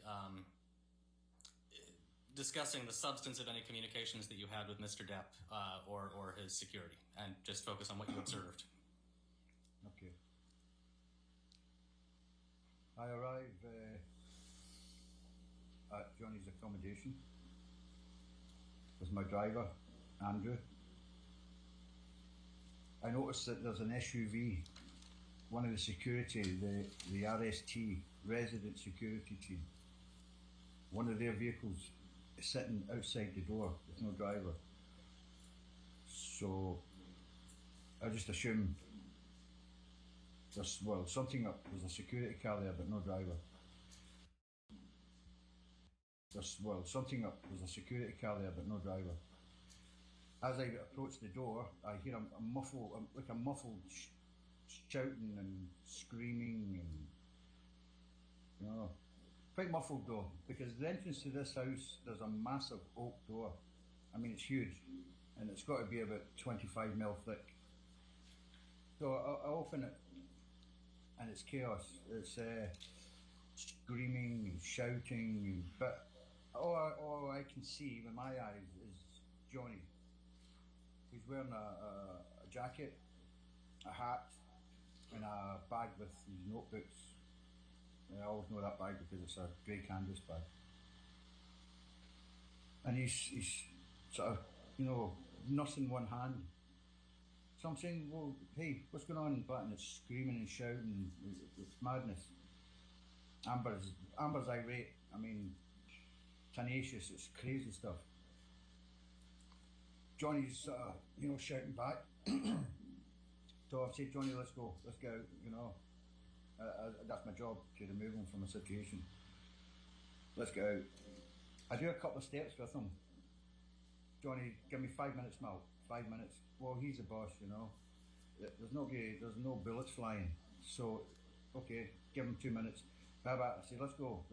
Eventually, I get him out. I manage to get him outside the door. We go downstairs.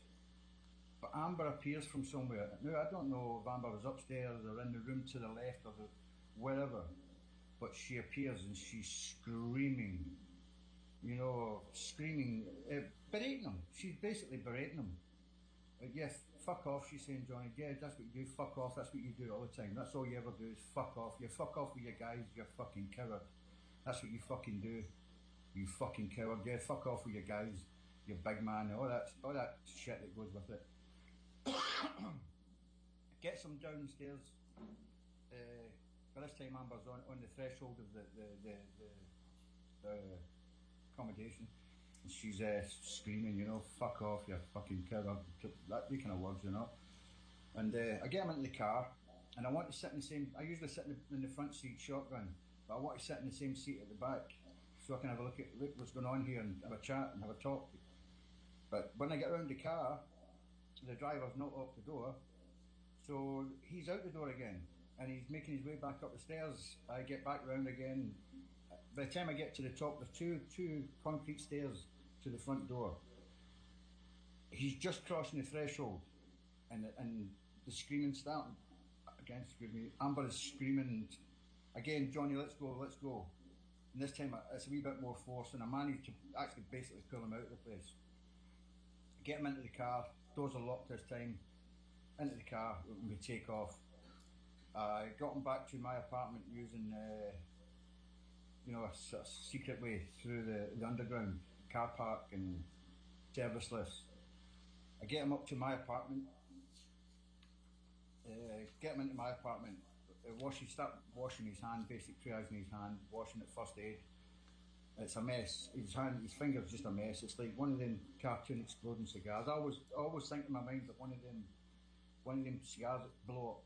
The cartoons boom, and it's so flapping around, and I can see bone. There's bone there. It's smashed to bits, and he's wincing as I'm trying to wash his hand.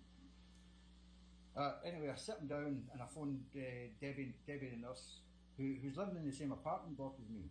So that's my first thing. Phone Debbie. About 20 minutes later, if that, I don't recall.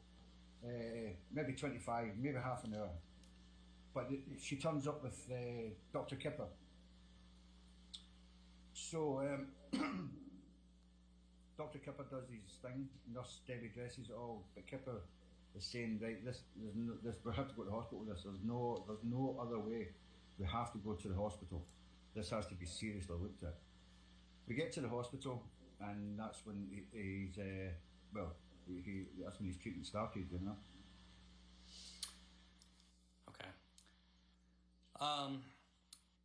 When you were in the presence of Mr. Depp and Misheard in the house in Australia, how far away were you from Misheard? When I first entered the house, Misheard wasn't visible to me. Only Johnny.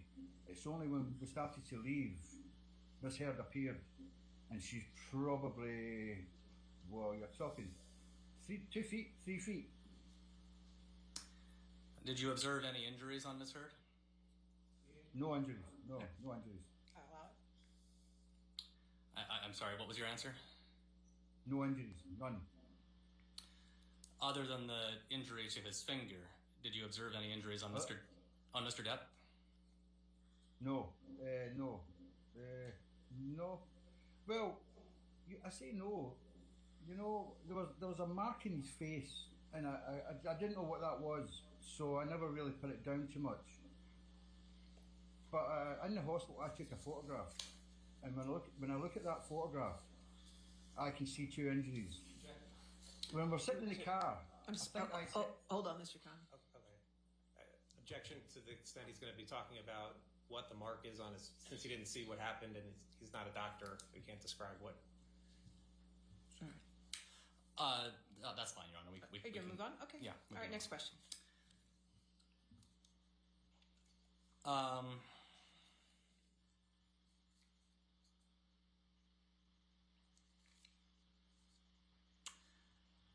I think you've generally described for us the kinds of things Misheard was saying. How would you describe her overall demeanor when she and Mr. Depp were in each other's presence in the house in Australia? Good days and bad days. No, I'm sorry, I mean on that particular day. On that particular day, I had never seen him in the house that particular day. The time I seen Misheard and Johnny in that house is when I arrived there to extract them. And how did Misheard seem to you when you saw her on that day, when you arrived to extract him? Crazy. Fierce, fierce. Okay. What was the last thing Misheard said as you were taking Mr. Depp out of the house to go to your apartment and then the hospital? Yeah, the last words I recall hearing as I'm getting Johnny out is, yeah, just fuck off with your guys, you're fucking covered like you always do. All right. I have no further questions. All right, cross-examination. Mr. Nadelhoff?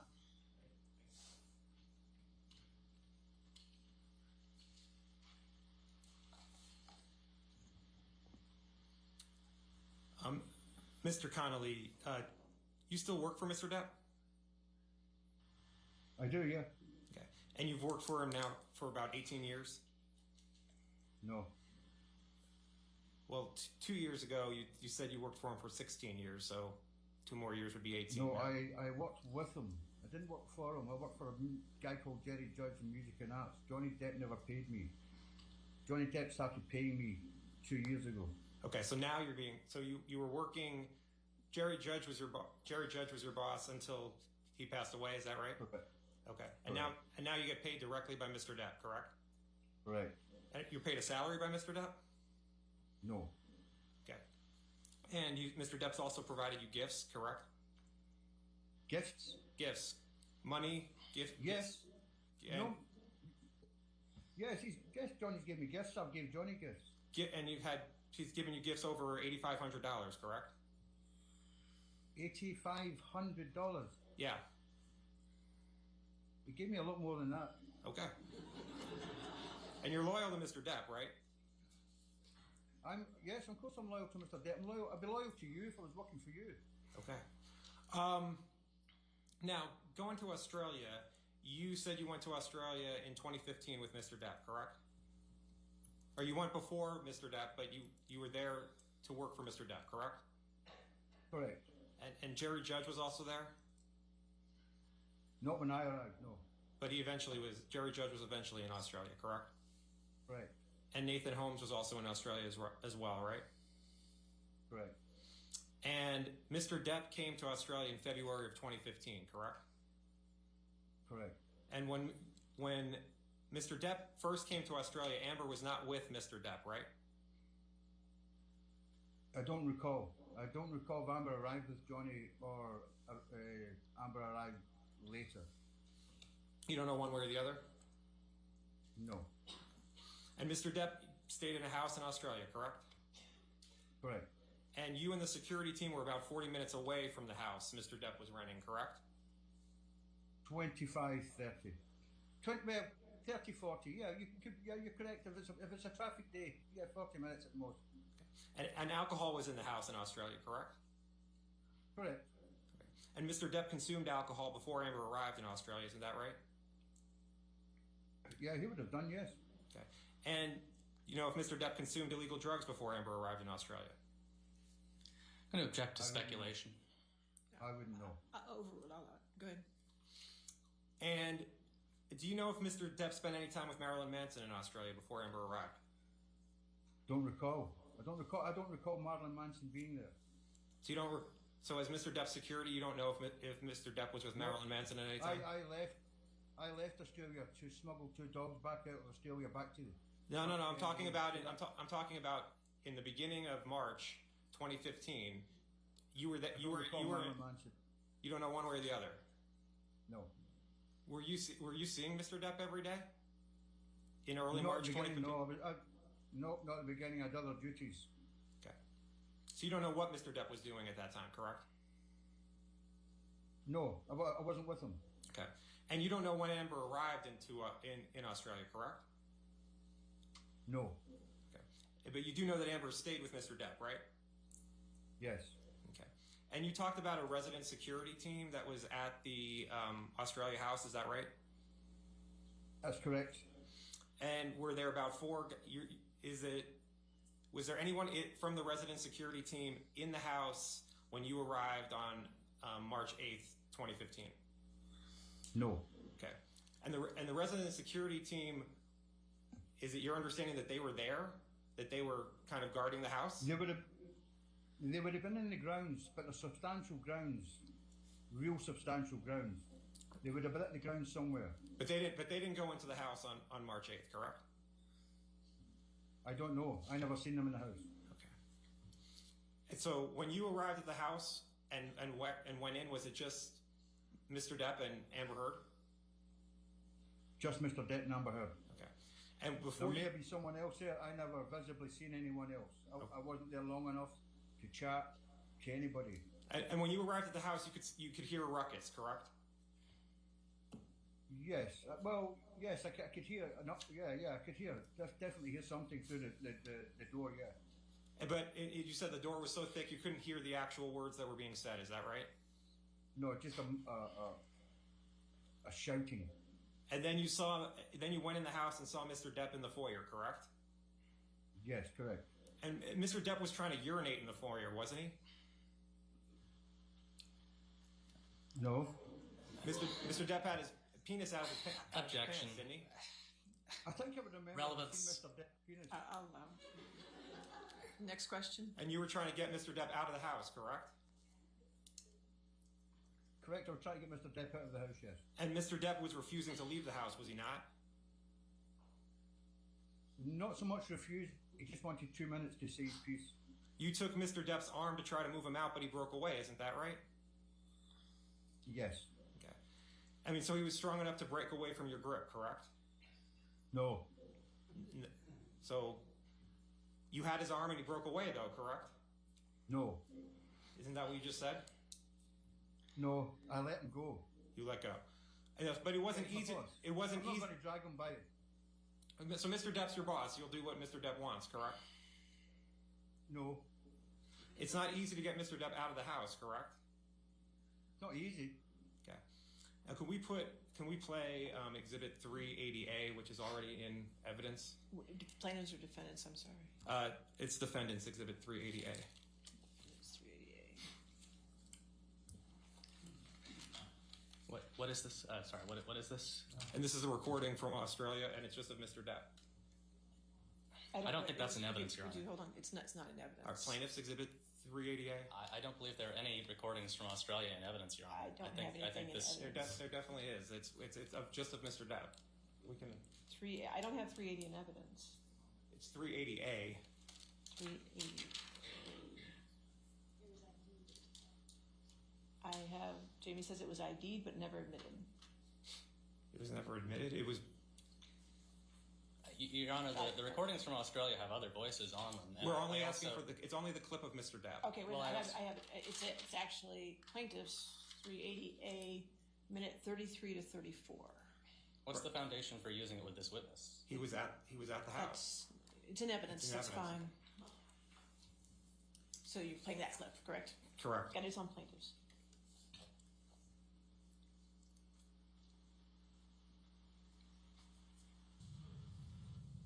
What you are and who you are and how you fucked me over and make me feel sick of myself.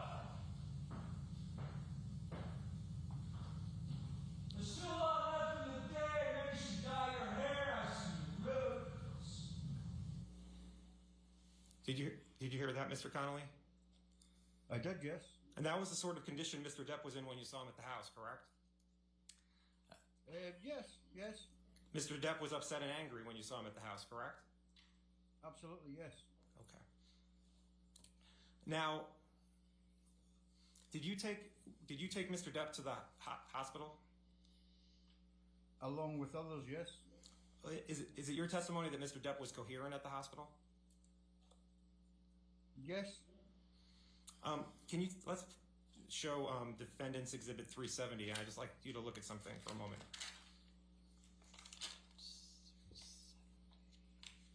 I'm not putting it. I'm not publishing it. I just want to show him a document. Defendant's Exhibit 370.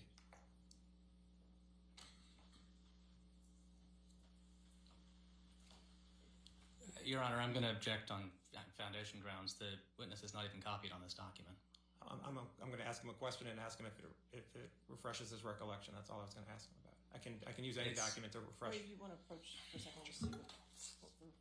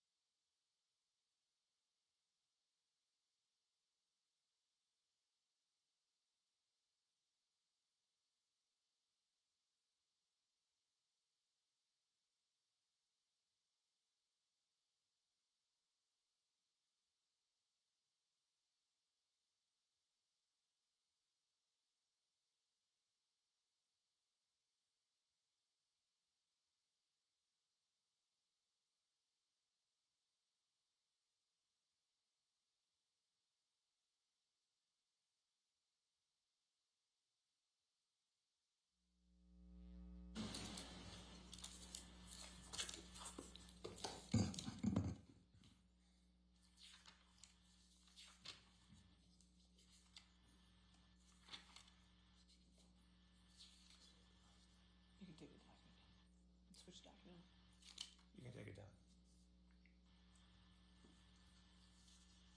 Was Mr. Depp's finger was filled with dirt, grime, and paint when you saw it?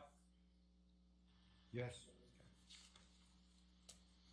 And now, you say you saw no bruises or cuts on Amber on March 8th, 2015, correct? Correct. Isn't it true that your main concern was Mr. Depp and getting him out of the house, correct? Correct. You weren't concentrating on Amber, correct? I was close enough. If there was any marks on Amber's face, I would have picked that up in 2 minutes. As you're trying to the Home Office. As you're trying to pull Mr. Depp out of the house, you're scanning Amber for bruises and cuts. Not scanning, but I'm looking at it. As you're moving Mr. Depp out of the house, correct? Yes. Right. Yes. How do I know what she's going to lift? Right. I'm watching her. When I move a client from a bar situation, a house situation, I watch what's happening around me. But you're not. I know where the client is. The client's with me.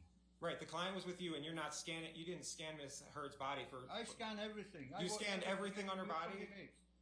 Not everything on her body. No. She's wearing long sleeves, from what I recall. Okay. And at the hospital, the doctor was told that Mr. Depp cut his finger with a knife, correct? Correct. Yeah. Okay. And you understand that the damage at the house, at Mr. Depp's rented house, amounted to about $100,000, correct? Objection calls for speculation. I'll allow it. That's fine. Next question. In Hicksville, other than when you first arrived, you didn't go to the trailer that Mr. Depp and Amber were staying in. Is that right? Only when I delivered them to it. Right. And then after you delivered them to when I delivered them to it, when we first got there, right, we went inside and had a look around. Yeah. But after that, you never went inside the trailer. After that, correct? Correct. So you have no idea what went on in the trailer between Mr. Depp and Amber, isn't that right? I was told. But you have no idea. You don't have any personal knowledge as to what I never happened. seen it. Right. No, I never seen it. No. And you have no idea how much damage was done to the trailer, correct? Personal knowledge. I do have an idea. You have no idea what happened to Amber in the trailer, isn't that right? That's correct. And you don't. And you talked about that there was tension between Amber and Mr. Depp. You don't know what started the fight, correct? Correct. Did you see Mr. Depp grab another woman's arm before they moved off to the truck? Before the fight started? No. Okay. Were you with the company when you were you with the group? No. Okay. I was maybe 20 feet away observing. That's my job, not to get involved. I don't sit with my clients in a personal situation.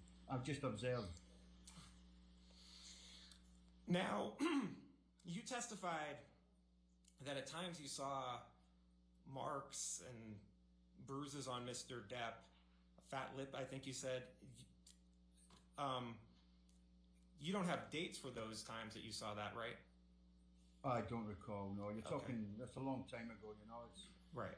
And you testified in the UK in this. You testified in the UK, correct? Correct. And you gave a witness statement too in the UK, correct? Correct. And you never testified to seeing any marks, bruises, or injuries on Mr. Depp, isn't that right? In the UK? I wasn't asked in the UK. But you never testified. You never testified to that, right? I wasn't asked. Okay. Now,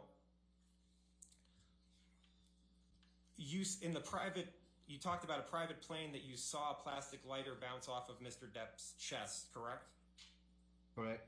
And you said you saw Mr. Depp smirking and then he said, "Was that it?" Is that right? No. Okay. You don't know what started the fight there, correct? Correct. Okay. And you talked about at the lofts, I think you called it in Los Angeles, you saw a Coke can get thrown somewhere in the vicinity of Mr. Depp, correct? I seen a can. Right. Not a Coke can. I couldn't tell you what can it was. Okay. And you don't know what happened before you saw the Coke can get thrown, correct? Correct. Okay. And you talked about this picture of that you took in Southeast Asia, correct? Correct. Okay. And you never mentioned in the UK matter or in your witness statement Mr. Depp having scratches and bruises on the train, correct? I was never prompted. I was never asked. You gave a witness statement that gave the what you saw and the relationship between Amber and Mr. Depp, and you never talked about bruises or cuts on Mr. Depp in Southeast Asia, correct? No, I wasn't asked that. Okay. Now, you said only Johnny could make requests for a private dining car, isn't that right? I said that. Only Johnny needed a private dining car. Misheard didn't need a private dining car, correct? That would be correct. Oh yeah, that would definitely be correct. Yeah, Okay. only Johnny Depp would need a private dining car, but Johnny doesn't want a private dining car. Okay. Now, you were not present in Misheard and Mr. Depp's cabin on the train, right? No. And if a fight occurred, That's correct. and if a fight occurred in the cabin, you'd have no way of knowing about it, right? I wouldn't know. And you don't know if Mr. Depp was strangling Misheard, do you? No, I wouldn't know. You don't know if Mr. Depp had his shirt wrapped around Amber's neck, do you? Objection, speculation, cumulative. Oh, no, I wouldn't know. The only reason I would know anything in that cabin. No, okay, is if you the would know. cabin door was You open or answered, closed. sir, you answered that. All right. We can move on. Okay.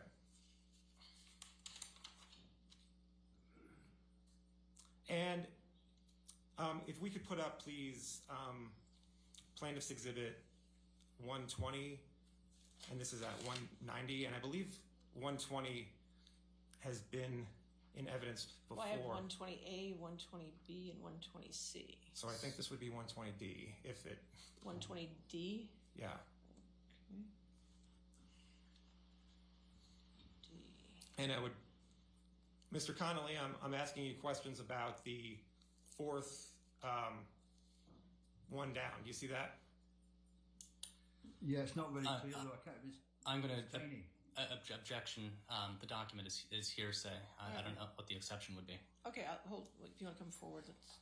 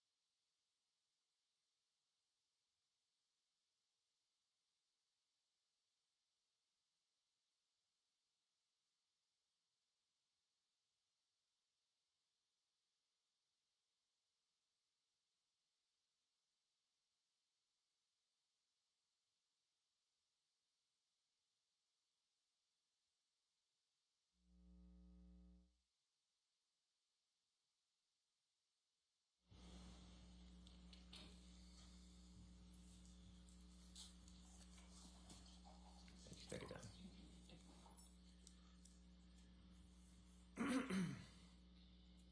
Mr. Connolly,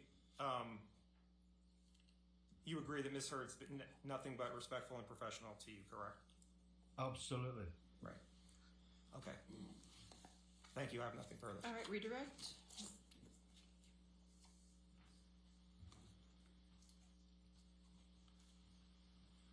Mr. Connolly, very briefly, when you were in Ms. Heard's presence in the house in Australia on the day that Mr. Depp lost his fingertip, how far away were you from Ms. Heard?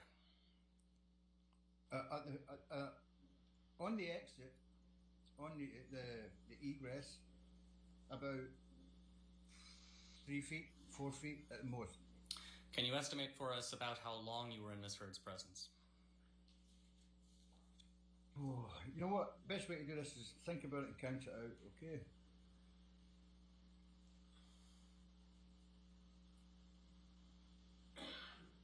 15 seconds, 20 seconds. How was the light? Well, it's Australia. The door is massive. It's a wall of glass behind them. The light is absolutely fine. You couldn't get better.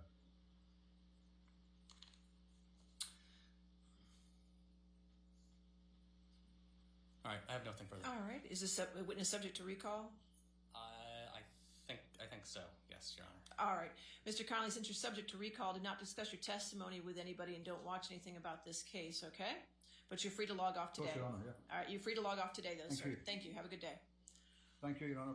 All right. Your next witness,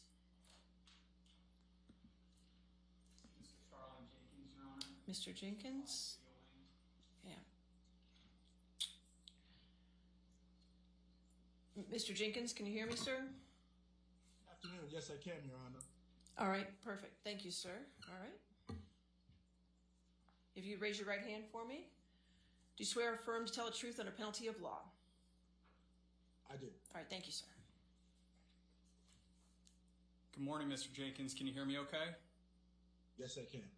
And could you please state your full name for the record? Starling Jenkins III, And Mr. Jenkins, where do you live? Los Angeles, California. And what is your occupation? Executive chauffeur security. And how long have you worked as an executive chauffeur and in security? Executive chauffeur for 30 years, security for 8 years. And what occupations did you hold prior to working as an executive chauffeur and in security? Route sales executive and United States Marines. Mr. Jenkins, do you know the plaintiff in this case, Johnny Depp? Yes, I do. And when did you first meet Mr. Depp? 1993. How did you first meet Mr. Depp? He used delivery service to transport him to and from. So in the 30 or so years that you've known Mr. Depp, what services have you performed for him over the course of that period? Child care, animal care, personal assistant duties, security, and transportation. And could you estimate approximately how many hours per week would you provide those services to Mr. Depp? 40 to 60 hours. And can you describe generally your interactions with Mr. Depp in the time that you've worked for him? Pleasant, always upbeat. Do you know the defendant in this case, Amber Heard? Yes. And when did you first meet Miss Heard? After the filming of the Rum Diary project. And can you describe generally your interactions with Miss Heard? Pleasant, cordial, very respectful. And so, in your time working with Mr. Depp, did you ever observe Mr. Depp's and Miss Heard's interactions with one another? Yes. And can you describe those interactions generally, please? Very cordial, very aware that people are around them, very, very friendly. Did you ever see them argue? Yes. Can you describe what you observed about those arguments? It would be initiated by her. She would try to engage with him. He would tell me to turn the music up. And so, where did these arguments take place? In the car. Do you recall how many times you witnessed them argue? Twice. Mr. Jenkins, turning your attention to April 21st, 2016, can you tell the jury what you recall about that day? Could you repeat the question, sir? Sure. So, turning your attention to April 21st, 2016, can you tell the jury what you recall about that day? It was the birthday party being held at the penthouse. And when you say the penthouse, what are you referring to? It's the Eastern Columbia building.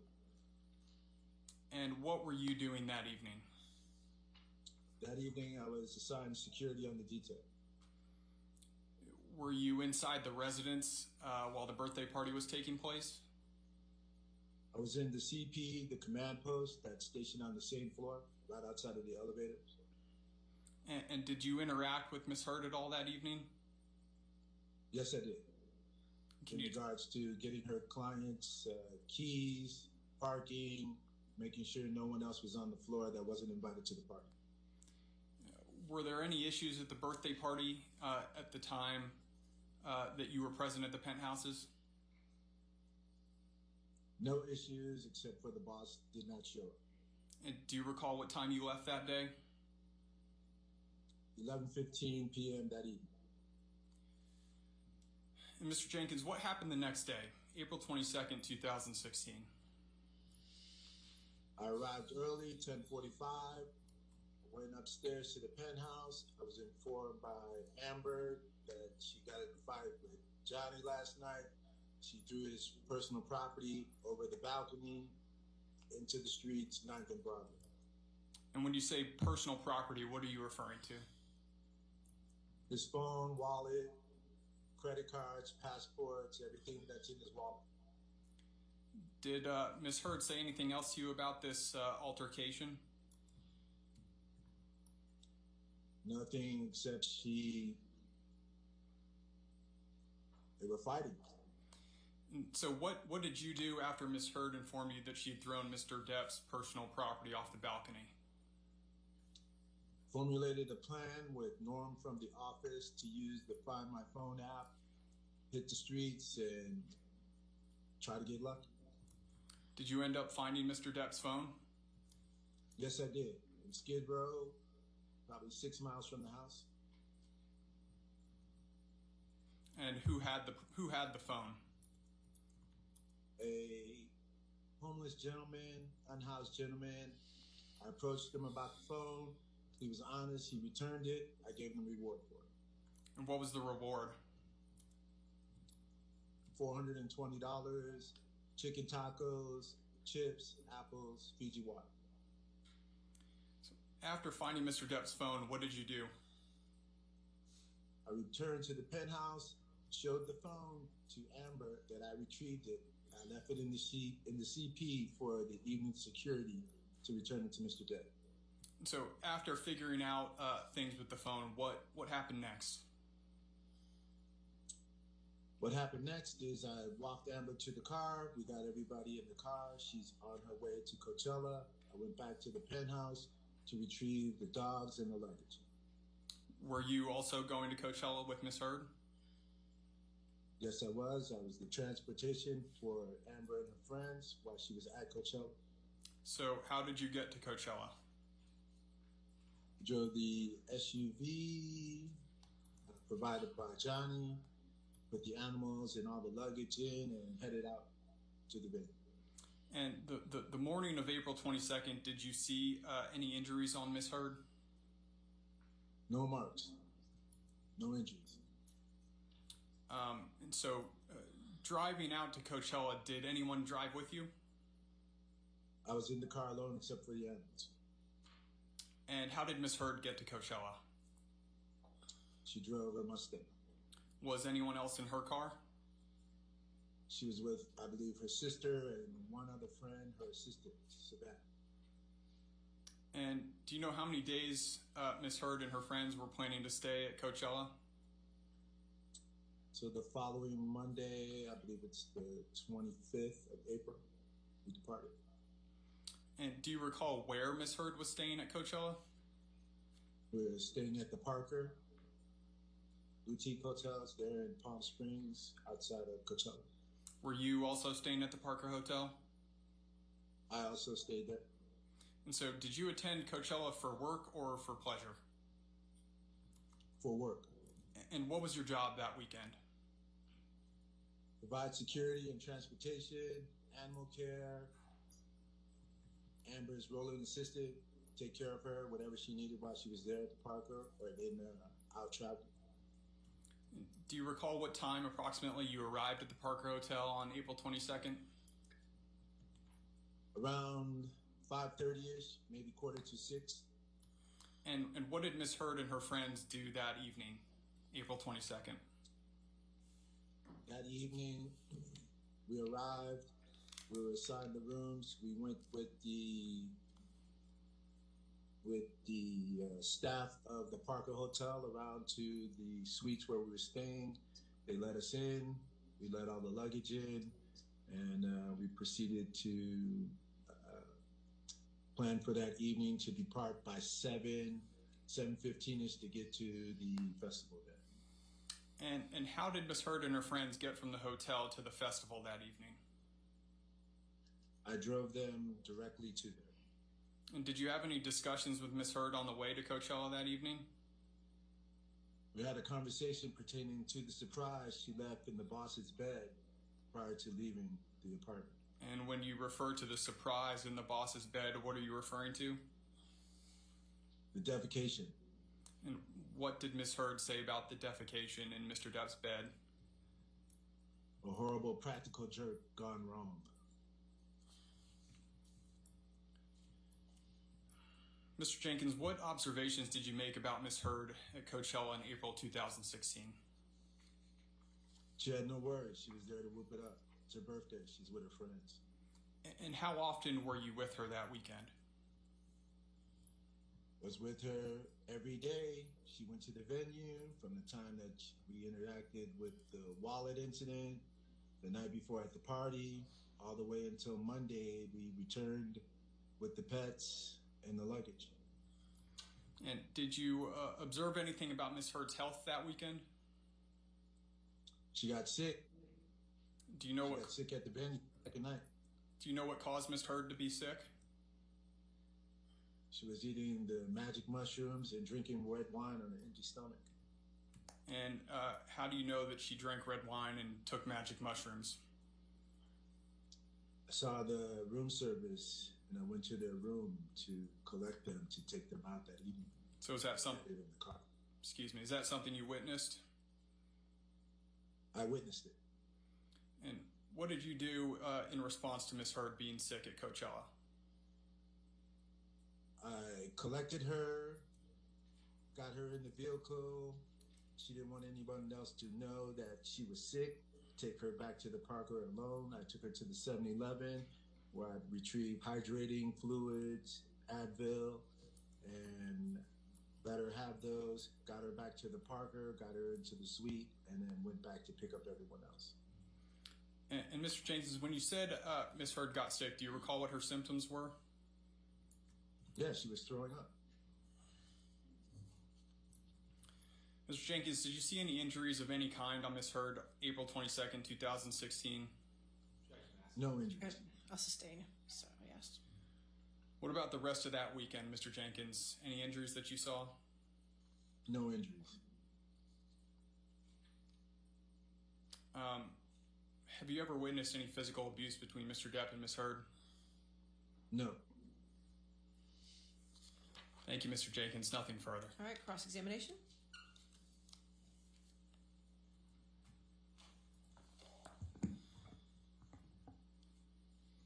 Good afternoon, Mr. Jenkins. Good afternoon. So just to be clear on the chronology, you met Mr. Depp in 1993, is that right? Correct. And you've worked for him ever since? Off and on, yes. Okay. And your salary's paid by Mr. Depp, correct? Salary, no. You receive pay for the work that you do for Mr. Yes. Depp, correct? Of course, yes, of course. And what Mr. Depp's security is your highest priority in your job, correct? Yes, it is. You're loyal to Mr. His Depp. and his family. And his family. You're loyal to Mr. Depp, right? Yes. Now, I want to turn to the night of April 21st, 2016. You just to recap, you said you were working a security shift at Amber's birthday at the Eastern Columbia building that evening, correct? Correct. And you said that your shift ended around 11:15, correct? Correct. And you said the boss still hadn't shown up by the time that you left the Eastern Columbia building, right? Correct. So you have no idea where Mr. Depp was or what he was doing from 9:30 p.m. that evening until at least 11:15 when you left the Eastern Columbia building, right? No, I do know what he was doing. He was attending to his mother. You weren't with him. I had information. Okay. All right. That's information that you received, but you have no personal knowledge of that. I have no reason to doubt it. It came from Sean. Okay. I have no Okay. So Mr. Bett told you that? The boss is out there. Right. Mr. Bett told you that he was tending to his mother that night? He didn't say mother. He said the boss was out there. I'm aware of what the situation was, the time frame. He's with his mother. Okay. All right. Interesting. Okay.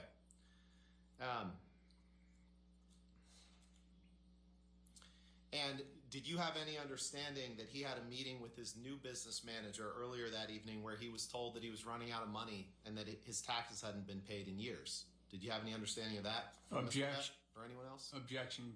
Foundation calls for speculation. All right, I'll sustain the objection. Next question. And you didn't see Mr. Depp that night, right? No, I did not. So you came back the next morning to escort Amber to Coachella, right? Yes. And you say that Amber told you that she had thrown Mr. Depp's phone off the roof? Correct. And did you come to understand that Mr. Depp had thrown her phone off the roof that evening prior to when Amber threw Mr. Depp's phone off the roof? She informed me of that. Okay, she informed you of that. So when you went outside to look for Mr. Depp's phone, you weren't looking for Misheard's phone, were you? She had her phone. She was trying to re-download and back it up. Okay, so you were only looking for Mr. Depp's phone when you went downstairs to try to. You found it with an unhoused person. You said, correct? Correct. Okay, and did I hear you right that you said it was 6 miles away where you found the phone? Correct. It actually wasn't 6 miles away. It was actually right below the building, the ECB building. No, it was correct? not. Okay, No, it was not. Can you pull up? Does he have a way to see documents that just him, Your Honor? Yes. Okay. Could you please pull up the witness statement, Mr. Jenkins? Mr. Jenkins, do you remember giving testimony on Mr. Depp's behalf in the UK trial? Yes, I did. And you gave a witness statement first in writing, correct? Do you remember that? Yes. And then you were examined by the attorneys in the trial, correct? Correct. Okay. Can you see on your screen the statement do you see a witness statement? Yes, I see it. It says witness statement of Starling Jenkins, right? Correct. And this is the statement that you wrote and signed as part of the UK trial on behalf of Mr. Depp, correct? Correct. Okay. If you can scroll, please, to page 3 of the document. And, Mr. Jenkins, I'm going to read you what you wrote in paragraph 13. Okay. And we can go from there. On paragraph 13, you wrote in your witness statement in the UK trial, the Find My iPhone application indicated that Johnny's phone was somewhere on the streets below the balcony of the residence. Did I read that right? If that's what it says, that's what it says. I'm telling you, the phone was in Skid Row.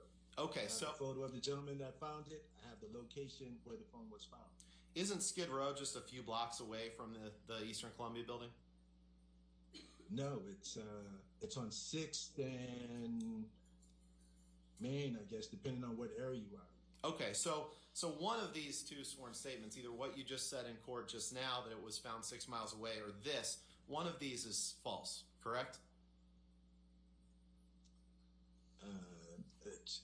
It's just inadequate as far as the location. The location is not below the penthouse. It's not on Broadway. It was found on Broadway by the unhoused man, and then he lives off of Skid Row.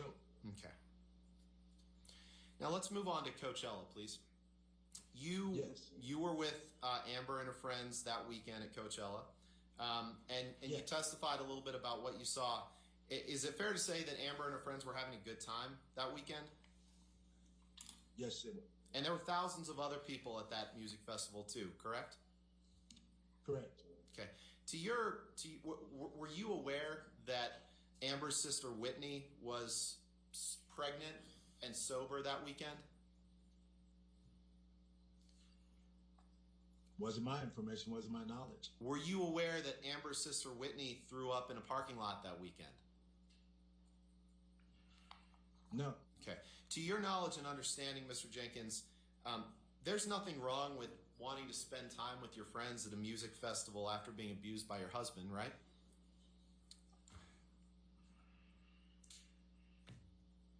What abuse? That's not an abnormal thing to want to be around your friends, correct? She was partying it up with her friends. She was partying it up.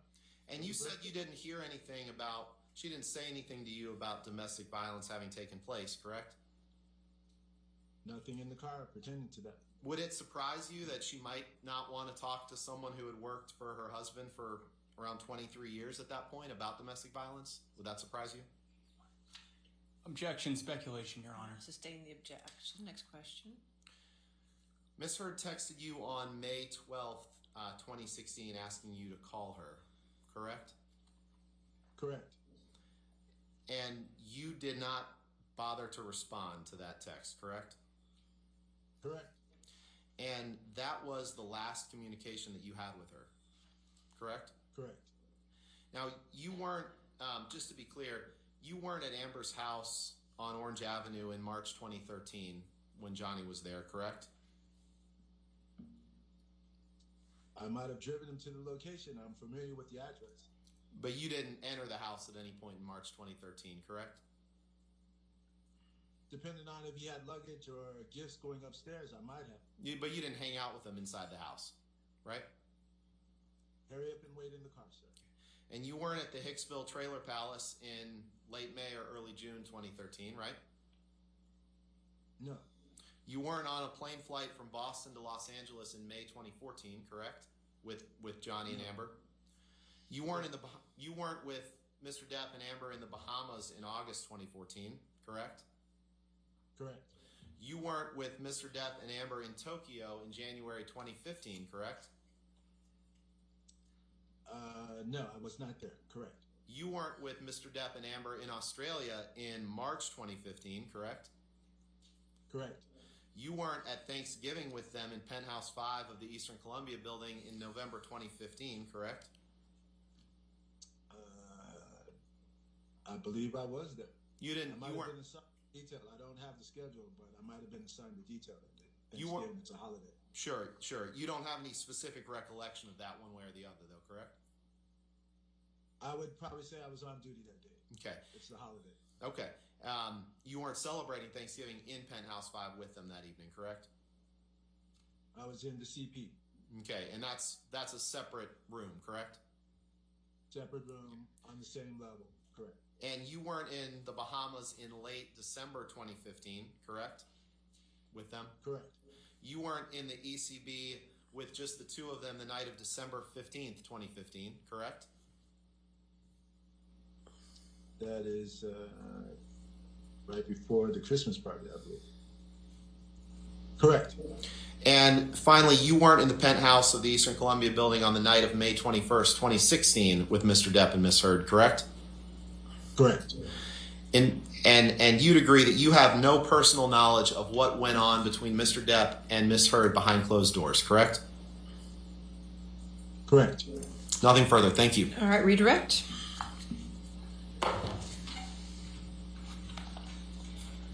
Just very quickly, Your Honor, do we have Mr. Jenkins' witness statement? Or perhaps...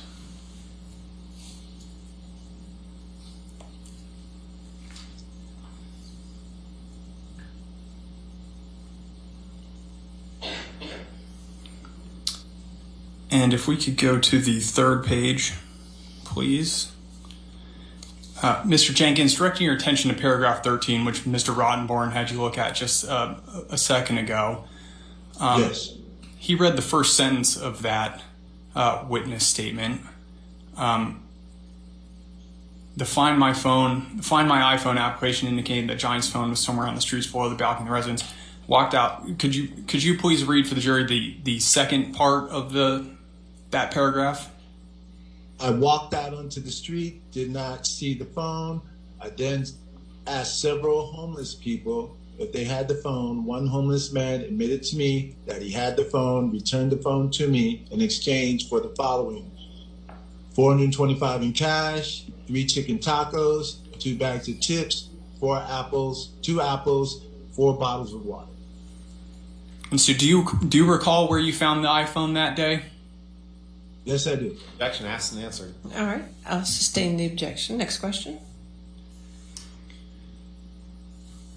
Mr. Jenkins, moving to Coachella, Mr. Rottenborn asked you about Whitney Heard. Do you know who that is? Yes, I do.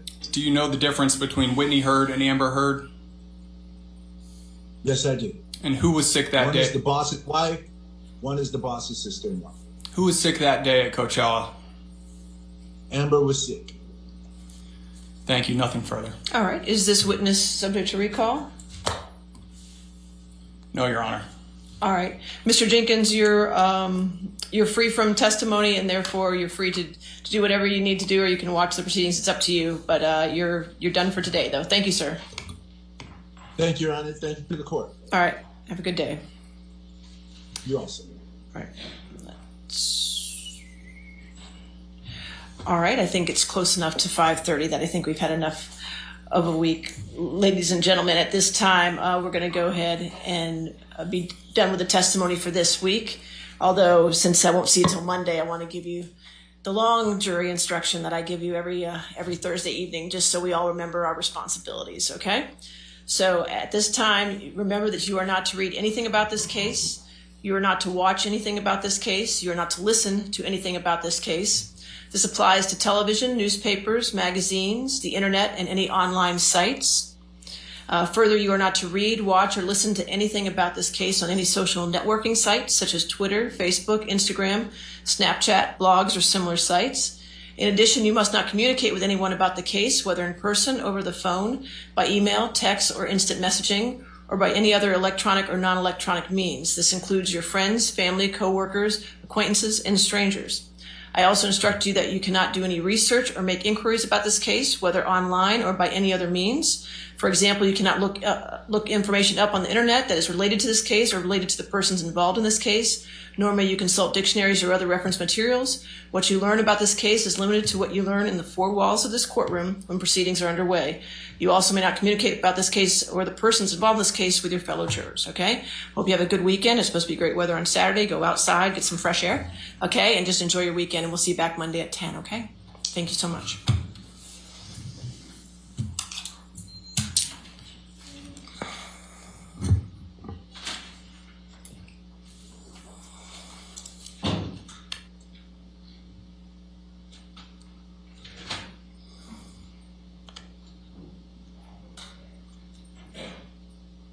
All right.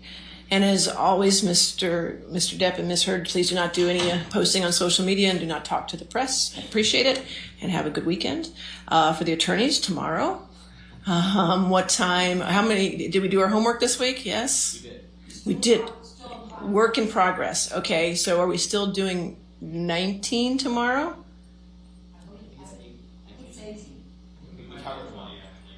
20. You added one for me. That's lovely. Okay, great. So we'll do 20 tomorrow. So I would suggest 8 o'clock. Can everybody be here at 8? Sound good? Okay, we'll be here at 8 a.m. and we'll just do them until we're done. So bring a lot of meals, okay? All right, we'll see you tomorrow then. Thank you. Have a good evening. All right, thank you.